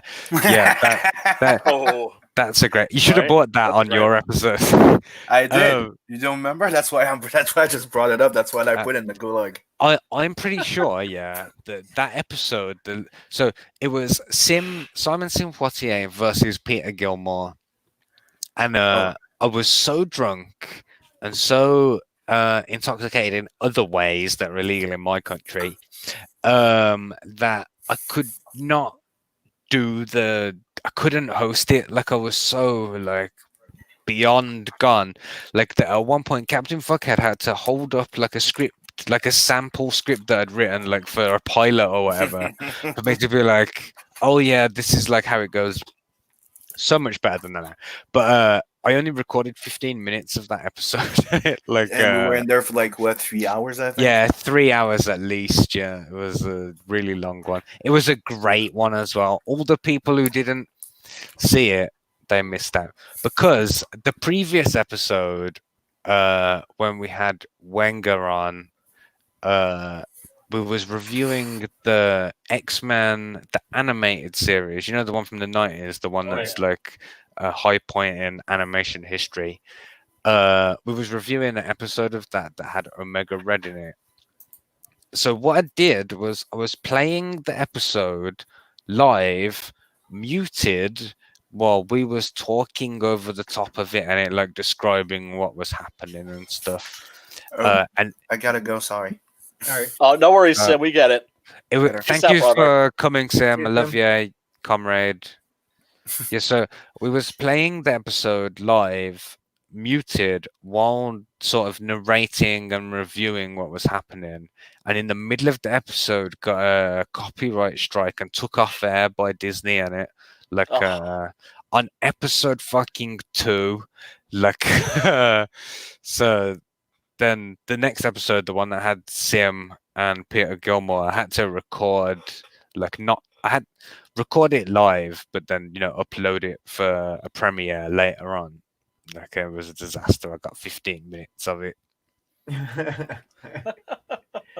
Don't want to piss off the mouse, man. The one where you guys were watching Omega Red, I actually caught a few seconds of that, and I was all like, it's like they're just sitting here watching the X-Men without sound. I was like, you guys were like ragging on it, but you guys were, there was like a lot of like moments where you were actually just watching it, and Yeah. and I was like, So- I was worried that you guys were gonna have that pulled. Yeah. so. Well, that's what happened. Like that is a lesson learned. Like I ain't gonna fucking do that again. That was dumb. Like because never underestimate how dumb Comic Mart can be. Like I may come out with some long words and some big ideas, but I'm still fucking stupid. Hey, smart people can still do stupid things. Yeah. In fact, the smart people do more stupid things because we're usually thinking about loftier stuff that the simple Yeah. shit we fucking trip over very easily. So. Right. Yeah, I'll You know- go with that. I have a child, yeah, like an infant child or whatever, and Oh. he's really smart, yeah. And I remember I was lying in bed one time, and I was thinking about how much stuff he has learned since he came into the world. Like, and he's a real smart kid, and I thought he knows so many things, yeah. And but then I was comparing it to the number of things that I know, yeah. And I'm way smarter than him. He was like 2 years old at the time that I was thinking this. Like I know way more than him. The difference between what he knows and what I know is humongous. But then I started to think, what is the difference between the things that I know versus the things that I don't know? And then it was like, that is an even more humongous number. Like that is enormous, the amount of things that I don't know versus what I do know. Absolutely. And so then I thought, well, compared to him, he almost knows as much as I know, like on the great scheme of things. And it now is real humbling to think this 2-year-old is almost as smart as me. Hmm. Oh, and kids are amazing too because their minds are like sponges. They learn languages very quickly. If they've got a lot of excess energy that needs burning off, you put them in martial arts classes. They pick that stuff up really quick. I don't have any children, but I have friends who have kids, and kids are always way smarter than adults give them credit for. Yeah. Like that is the true motivation behind everything that I'm doing in it. I just want to spend time at home with my family. Like and if I can find a way to make money by doing what I like doing at home with them, then that is like the dream, isn't it? Surely Yeah, everyone would agree I was like gonna that's say, what that's you the want to dream. do. That is the absolute dream. That's their dream. Yeah. So I'm chasing that dream, and everyone who backs this book is saying to me, "I believe that you can do that." Like, so every single dollar, every $1,102 is someone voting saying you can do it. Yeah. Like, and it's so rewarding for me. Like, I can't. It sounds super gay. I know. Like, but Brother, that- you're speaking my language. You're speaking my language. yeah. Yeah, Thank Brian's language you, is super gay. everyone. That's- Yeah. Yeah, super gays. That's our language.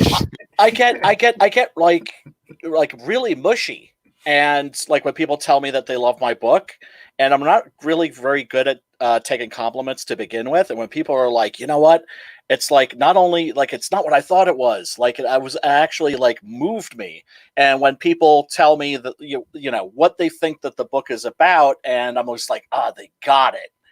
That's incredibly rewarding. You know, what we're doing is art. It's a beautiful thing. You know, I mean, if you can make money, if you can actually survive creating art, that's the dream.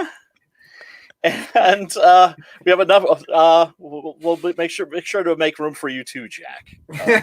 Yeah, of course you're invited. Get a little threesome foursome action going. But room for room service. But yeah, no. When you know that, if you can get people, if you can entertain people, that's beautiful too. If you can touch a soul, that is just rewarding beyond measure. When I walked into Comicsgate, what happened was, like I was saying earlier, I was just trying to find people who wants comic books. Comicsgate was like, we like comic books, like give us some comic books. And I asked the question, what is War Campaign? Yeah. So then Pan comes in and is like, this is War Campaign, this is what we do, etc. And I was like, oh, okay, so are you the person that I need to speak to, like, to get onto a show? All I was trying to do at that point was get review videos, like, and shit like that in it. Like, I just wanted to tell people about the book so they would want it, because I just wanted to show people I could make a book at that point. Yeah. So they invite me on War Campaign, and I go on there, and Pan and Ro and Gat, they read out the book live in it, yeah. And people tell me this is a momentous occasion in history because, like, everyone was stunned when Comic Mark arrived in it, like, because no one expects communists, no one expects the Spanish Inquisition, no one expects communists on War Campaign, right?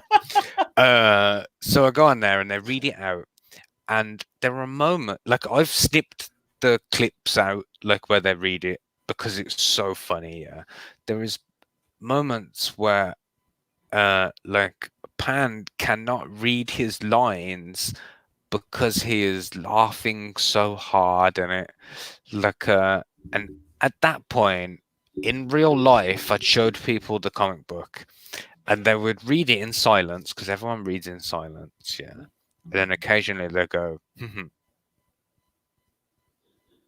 right. Like you can see that people are doing what I call a lol, and you know when you laugh through your nose, like you go like that. That's what you mean when you write lol on it. Like I did a laugh through my nose. But they read it out loud, and everyone was like in stitches, like tears in their eyes and shit. Yeah, and it was so nice. Yeah. To see, like, a thing that I just wrote in my conservatory, like, was making other people laugh in the way that it made me laugh when I was writing it. And to the point that now, when I read that book, I read it in the terrible voice acting that they was doing. Like, you hear the voices of Kwanzaa in your head and that kind of shit. And it adds to how funny it is to me. And I will always eternally be grateful to War Campaign for introducing me to Comicsgate. And it, like, without them, there is no Comic Mark. Ro named Comic Mark, yeah, like it's his name. Like I stole it.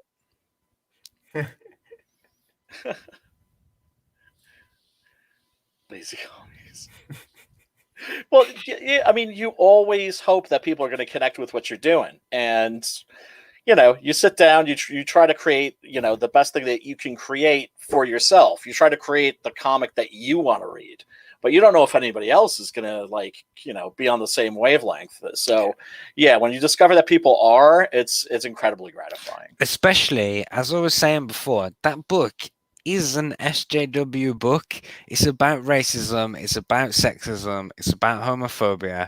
Like, it's all the subjects that people in Comicsgate say we don't want to hear about. Those subjects we've heard about. Well, let's address that. Wait, hold on. That's not exactly accurate, because you see, Comicsgate doesn't really mind that shit being in your book, right, as long as that shit belongs in your book. Okay, Yes. So like if it's yeah. not crowbarred in there, is that what? Yes, Exactly. if it's Shoehorned. right, shoehorned in there, forced in there, feels unnatural, and especially if it's not like an existing medium of heroes that we're used to, that all of a sudden are like, you know, being cross-gendered and, you know. Yeah. So yeah, like I agree with that. Like if you take an Iceman and make him gay like 60 years after he's created or whatever, like that's not great. Why not like create make a new person exactly who can do that? Yeah. But you see, that's not right. That's not what the SJWs demanded, though, because they're like, no, you have to take Iron Man and make Iron Man a 15-year-old teenage black girl. And, you know, they're very much out to, because if they create new characters, they may catch on, they may not catch on. But if you take Iron Man and turn him into a 15-year-old black girl, if you take Thor and give him a sex change, well, how would the SJWs react if we insisted that they made Luke Cage a 98-pound weakling white boy with glasses and yeah, exactly. And you know, I'm going to write that. I'm just saying, they would fucking flip out. They would go, it's like, oh, you're trying to, you know, it's like, well, but this is exactly what you guys are doing. It's exactly what you guys are doing. I showed a friend of mine, America Chavez, the very first issue of America Chavez.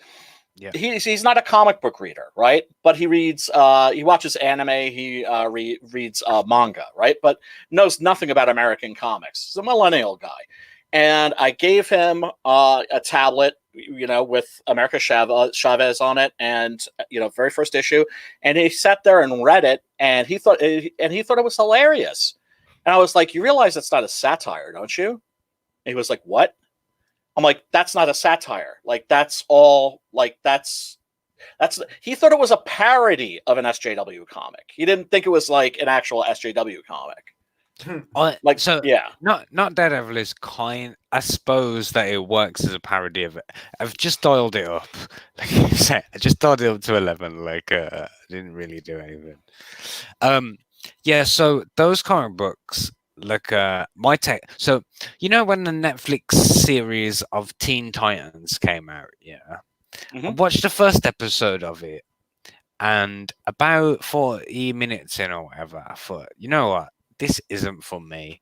This is a show for teenagers. This is a CW, like a slightly edgier CW show. This isn't for me. And then I thought, oh, hang on. What do you mean? Teen Titans isn't for you? You're 30 years old. Like, of course it isn't for you. It's for teenagers. Like, just make the thing that is for you. And there are other people out there who are like you. Like who will want what you have.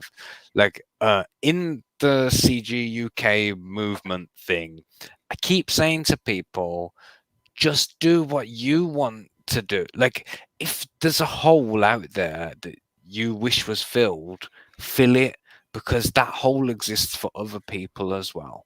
Like go out, have fun, and be yourself, and people will like that. Like, regardless of what team they are on. Look at me, Comic Mark, in the middle of right-wing comics gate, yeah, and people are still buying my book and saying, I like this guy because it's just being himself. Like, that's what people want.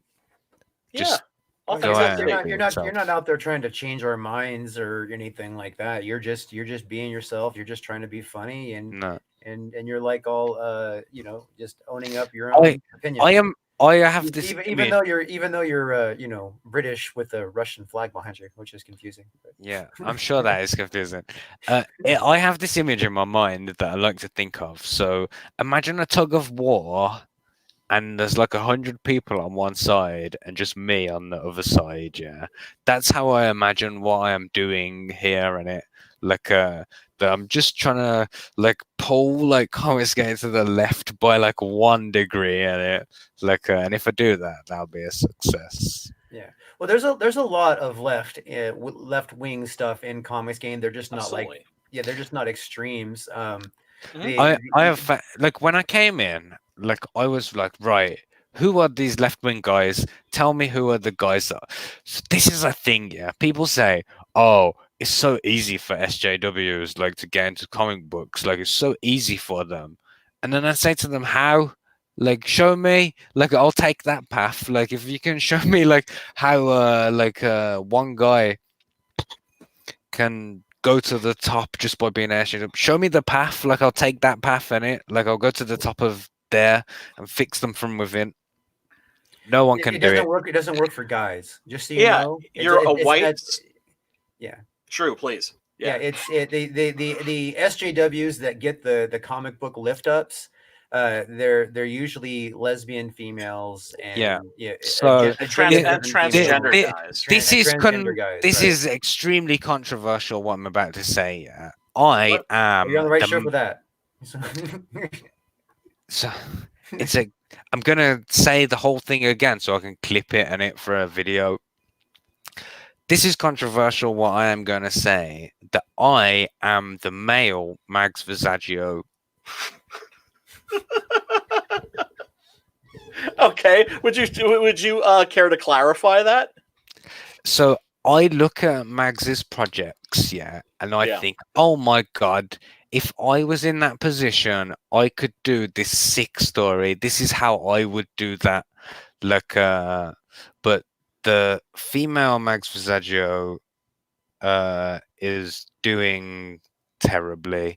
Like if I had, like I look at her projects and I think that could be so cool, but it's not.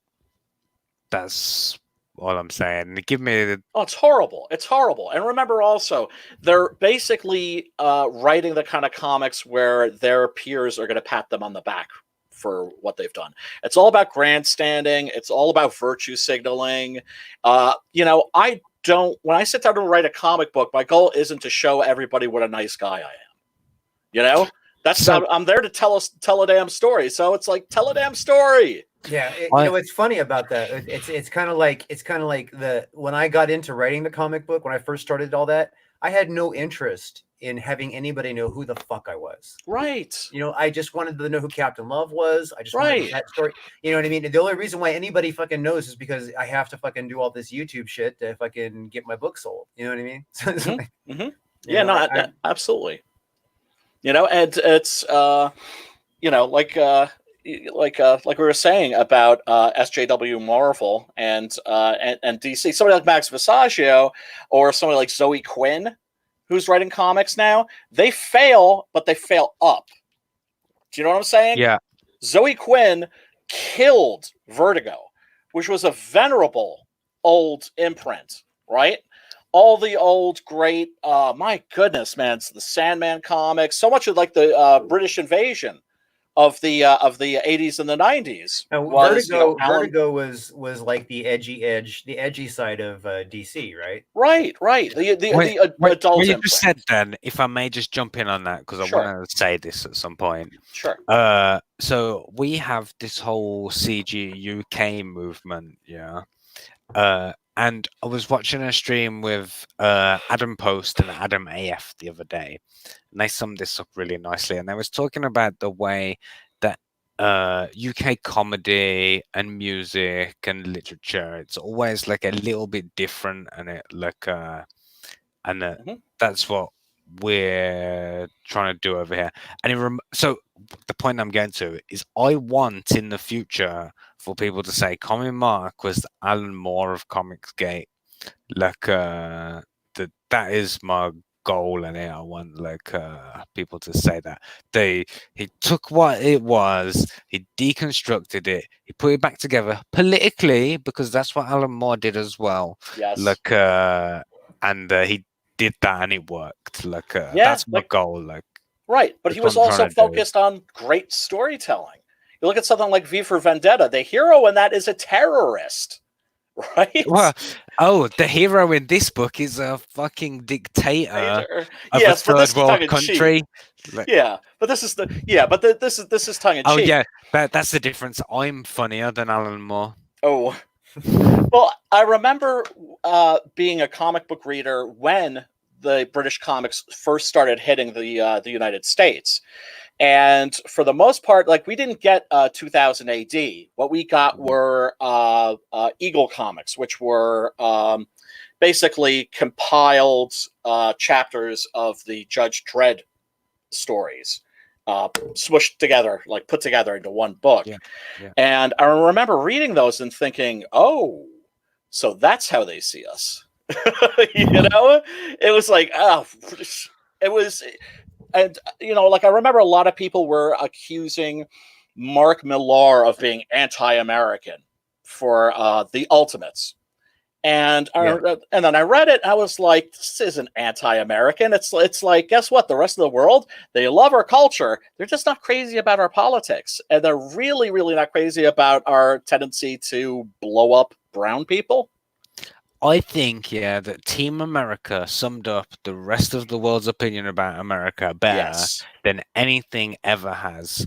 Like, if you have the question, what does the rest of the world think about America? Watch Team America, and you'll understand. Oh, when they're flying to, like, Europe, and it's just like all, like, the buildings. It looks like that.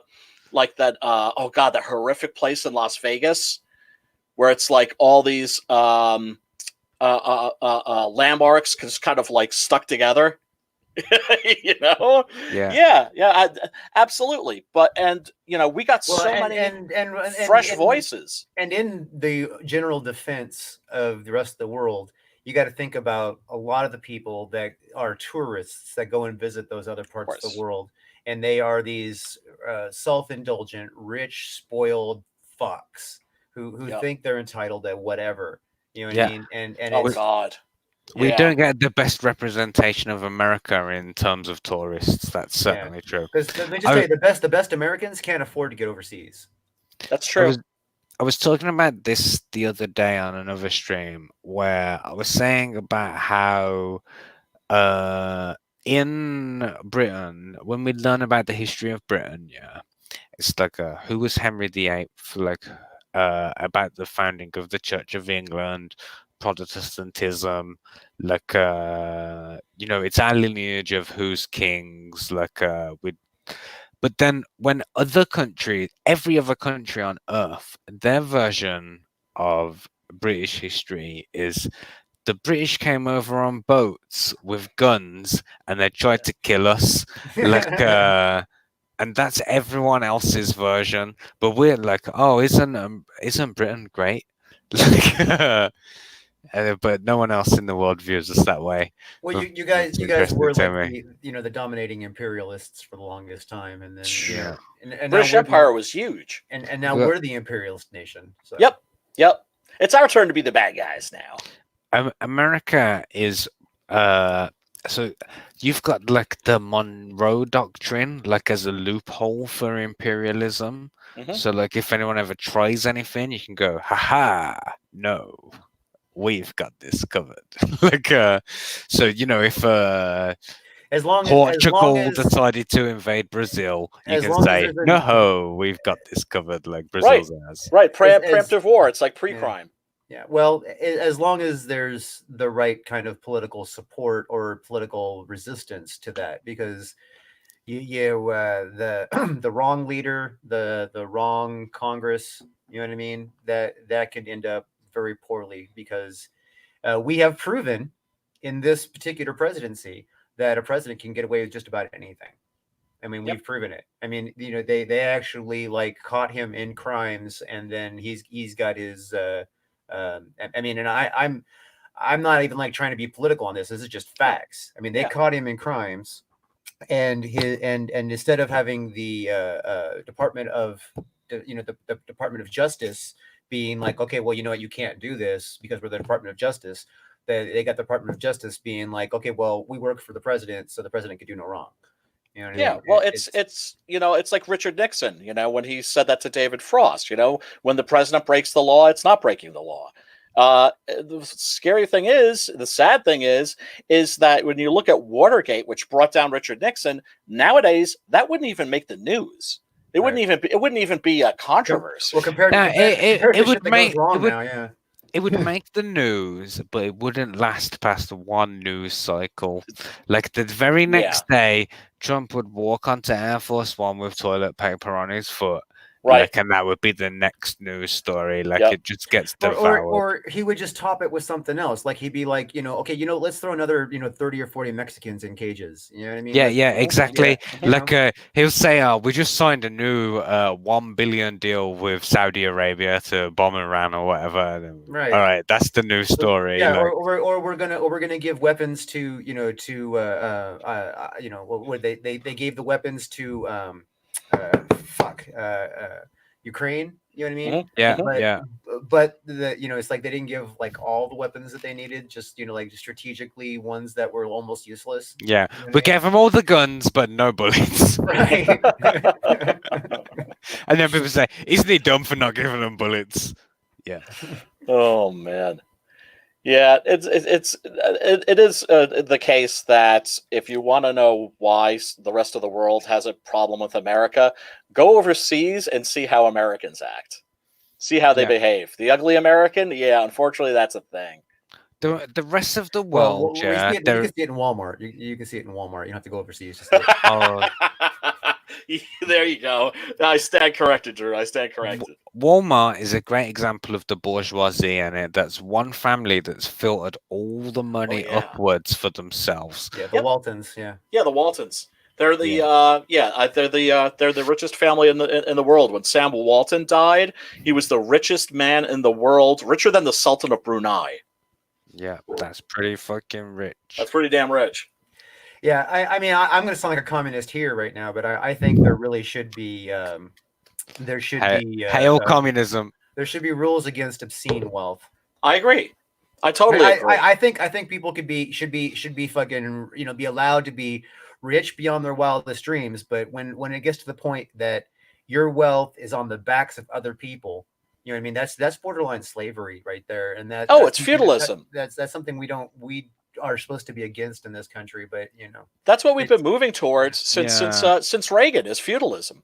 yeah. And So the entire Communist Manifesto is a movement from feudalism, like forwards in it. Like so in the old days, you would work for a dude, you would plow his land, and he would give you some food or whatever in exchange. But not an equal amount of food that you had generated. Mhm. There would be taxation on it. Ultimately, what we're aiming for as humans is we should be aiming for like where you produce no extra and no waste. Like everybody should aim for zero. Like I aim to make zero profits on this book because any profits that I make I have to pay taxes on. So aim for zero. Like you see all of those corporations, like they say, oh no, Amazon, we lost $100 million. Like, because if you aim for zero and you make less, you don't pay taxes on it. Or And you can just break even. You don't have to aim for zero. You can just hide your money in shifting and then collect a paycheck so that you get a big old fat paycheck, and then the corporation says it's losing money, so it doesn't pay taxes, and then your paycheck you work with that. That's how the corporations work in it. Like they make a profit and they hide it and say we made zero. Yep. When really what should happen is, so in communism, profit, we call it surplus value. That is money that you have stolen from the consumer. Like so all of your you make a comic, you have to pay the artist, you have to pay the letterist, you have to pay the colorist, you have to pay the printer, and then anything that's left after that is surplus value. That is money that you've taken from the consumer that isn't accounted for. That's money you're keeping for yourself. Yeah, that's what profit is. That's what profit is. Unless that money's being reinvested, then because reinvestment is another cost. That's a fifth cost in comic books. You say, I'm going to take that money, I'm going to put that into the next comic book. Reinvestment, okay, write that off. Any money you've made on top of that is profit. Profit is theft. You're stealing from the consumer. So aim to make zero. Any money that you make on top, So also make sure that you're compensated for the hours that you put into making it. That's a thing that people who run their own businesses don't do. They think this is how much profit I made, but they don't take a salary out of it. Take a salary. Every one of your priceless hours that you put into making your art should be reimbursed. Yeah, that's a nice theory, but that's Yeah. not how it works here, man. It's just not how it works. I know. No. I know. But He's if everyone engaging in subscri- utopian thinking, Drew. Yeah, Yeah, and I mean, and the problem with utopian thinking is you don't consider the human element, and the human element is that there's for every 5 people, there's one really, really, really bad person. there's greed and corruption always, even in the communist societies. It happens. There's people at the top who go, look, I have all this power, I can siphon money off the top, like and I'll be cool. Well, that's why Look. most communist societies aren't even communist societies. China, the People's Republic of China, is not a communist society. No, it's far more there's capitalist. straight- than straight- communist straight up China capital- is. Absolutely. They're straight up capitalists now. Communists in name only. The closest example is Korea. It's not Korea. It's Cuba. Cuba is the best example that we have on Earth of a communist society. So Yep. in Cuba, the average wage for a citizen is $30 a month. Yeah. Now my book has made $1,102. Yeah. So $98 more dollars. I could live in Cuba for a year. So I would think that I would qualify Cuba a little bit more fascist than communist, but you know. it's Well, certainly more totalitarian. Yeah, definitely. But so in Cuba, for example, if you go to a store, to a bodega, you pay cost prices for food. Like food is at cost price because it should be. Why is anyone taking money on top of food? That's the cost of making the food and the cost of paying the person to like pick the food or whatever. Like anything over the top of that is surplus value. Like that is someone stealing from the consumer and taking it to the Bahamas bank or whatever. Yeah. So everything food-wise, you pay cost price, and they make $30 a month in Cuba, which is a pittance. I make more than that a day. Yeah, but I have to pay rent. I have to pay taxes for my healthcare. You have to pay fucking insurance for your healthcare. I don't know how you guys have. I hear people arguing for it like it's a good thing. I know. So.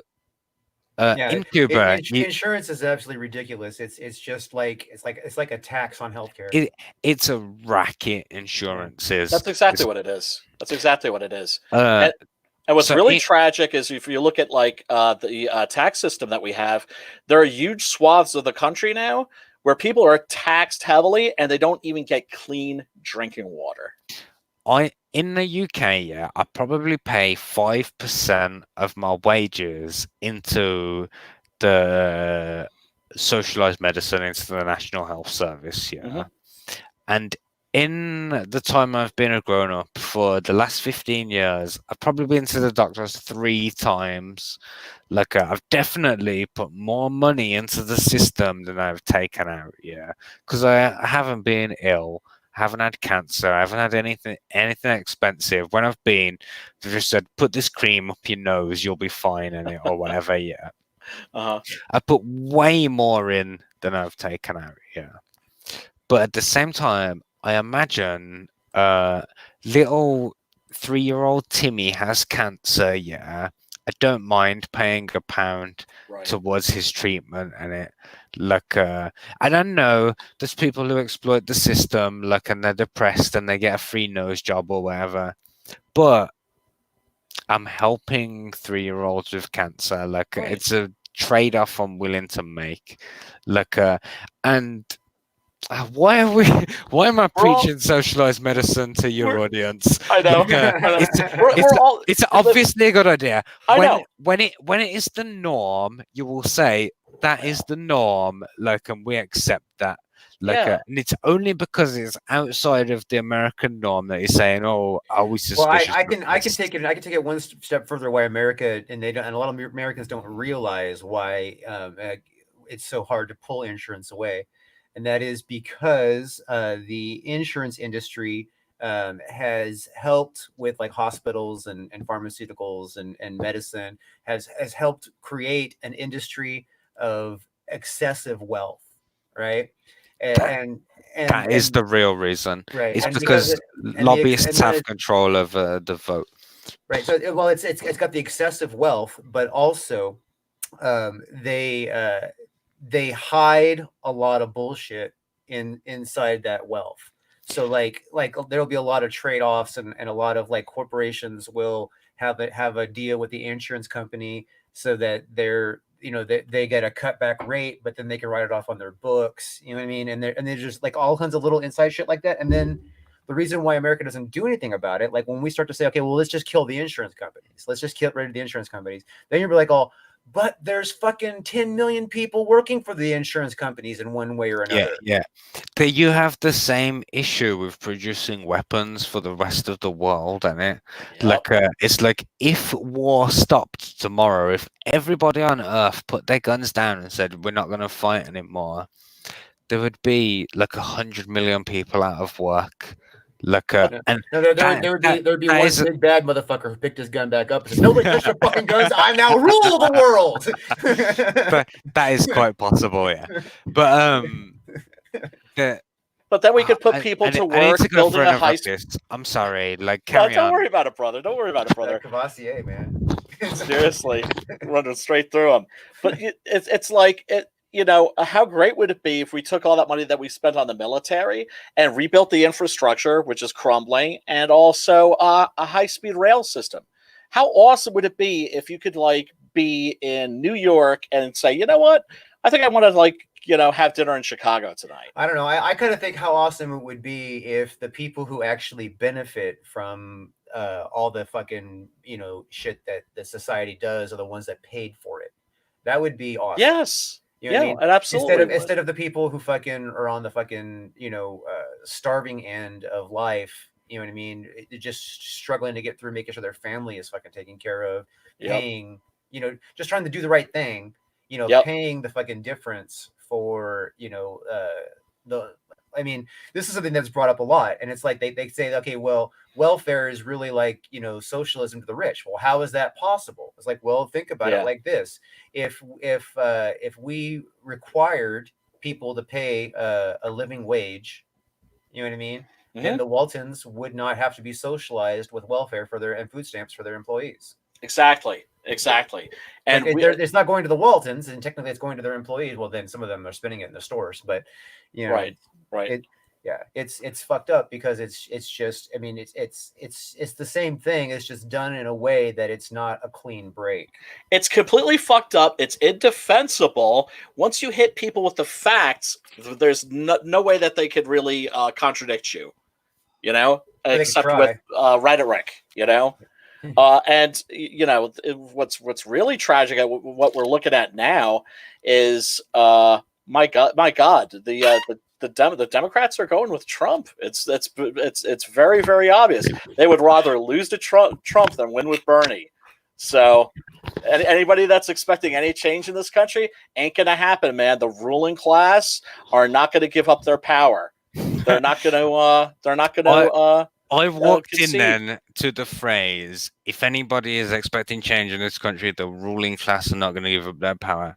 That has been the struggle for humanity for the last 7,000 years.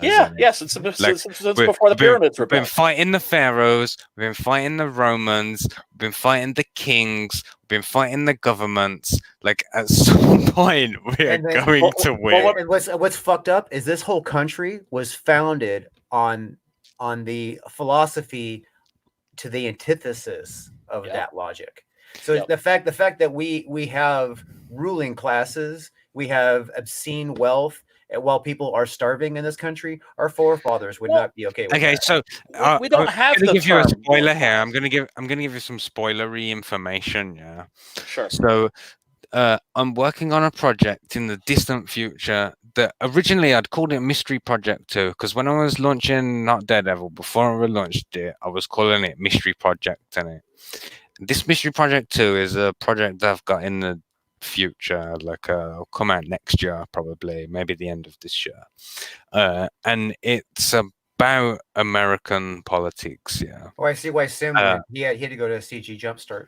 That's where he's Oh at. yeah, that rock and roll. makes sense. And speaking of that, let's wrap up the conversation so that we can go and show the support for our brothers. So Hell yeah.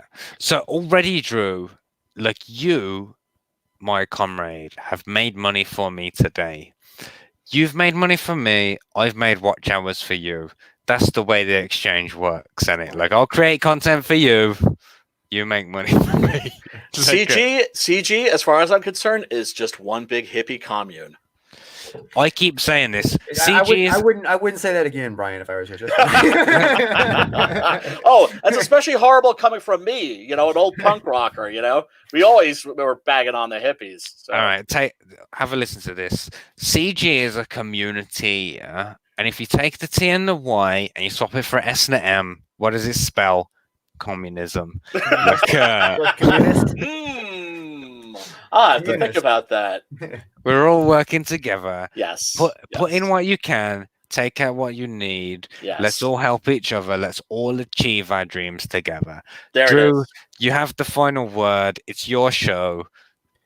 Take us out. Please. Everybody, while you have the hand on the wallet, and hopefully it's on the wallet and not on the other side of your pants, I would appreciate it if you would take a moment to go and take the time to back Adventures of Kim Il-sung and Best Korea. Also, subscribe to Kamimark's YouTube channel. He wants 1,000 subscribers so he can go and try to commit suicide at the Instead of shooting up a school, that's how I'm going to do it. And so let's help him achieve his dream of communist propaganda that can get him killed. Hell yeah. I'm just going to agree. I'm going to agree. Send me your capitalist dollars. I'll take them all. Yeah, he's got nothing wrong with our capitalist dollars. And everybody, yeah, seriously though, the book looks like it's going to be hilarious. It's worth the modest $15 or $12 or whatever it is plus shipping. If you don't want to have it shipped, buy the digital one and then buy one to have burned right there. You know, the $14 to have it burned and then $6 to have the digital. So then that's a nice $20 that you can set fire to in the name of humor and creation. Hell yeah. All right, so we're going to sign off now, everybody. Thank you for coming to the show. Hail to the chat. Everybody that showed up, thank you for coming. We adore you, even if it's just a few of you. And we got a book sold for Kamimark today, so that considers us a success all around. So heck yeah! Thank you for coming, and come back next week while we interview somebody else. In fact, let me just plug our next show next Tuesday. We are going to have the one, the only 6 a.m. Comics Michael. I can never pronounce his name from memory. And he is going to come and talk about the video game he's been working on and whatever other projects he's got going on. That guy is a creative motherfucker, and it will be awesome. And then we got Lothar D, who just jumped in the chat. Hail Lothar, who arrived at the last fucking minute. Get the fuck out of here. What's up, Lothar? Hey, man, glad to see you, brother. Yeah, hail everybody in the chat. Yeah, we're in the broadcast now. Everybody say we wave bye like the end of the dating game. Peace, love, and soul. Good night, Drew. Good night, Brian. Bye.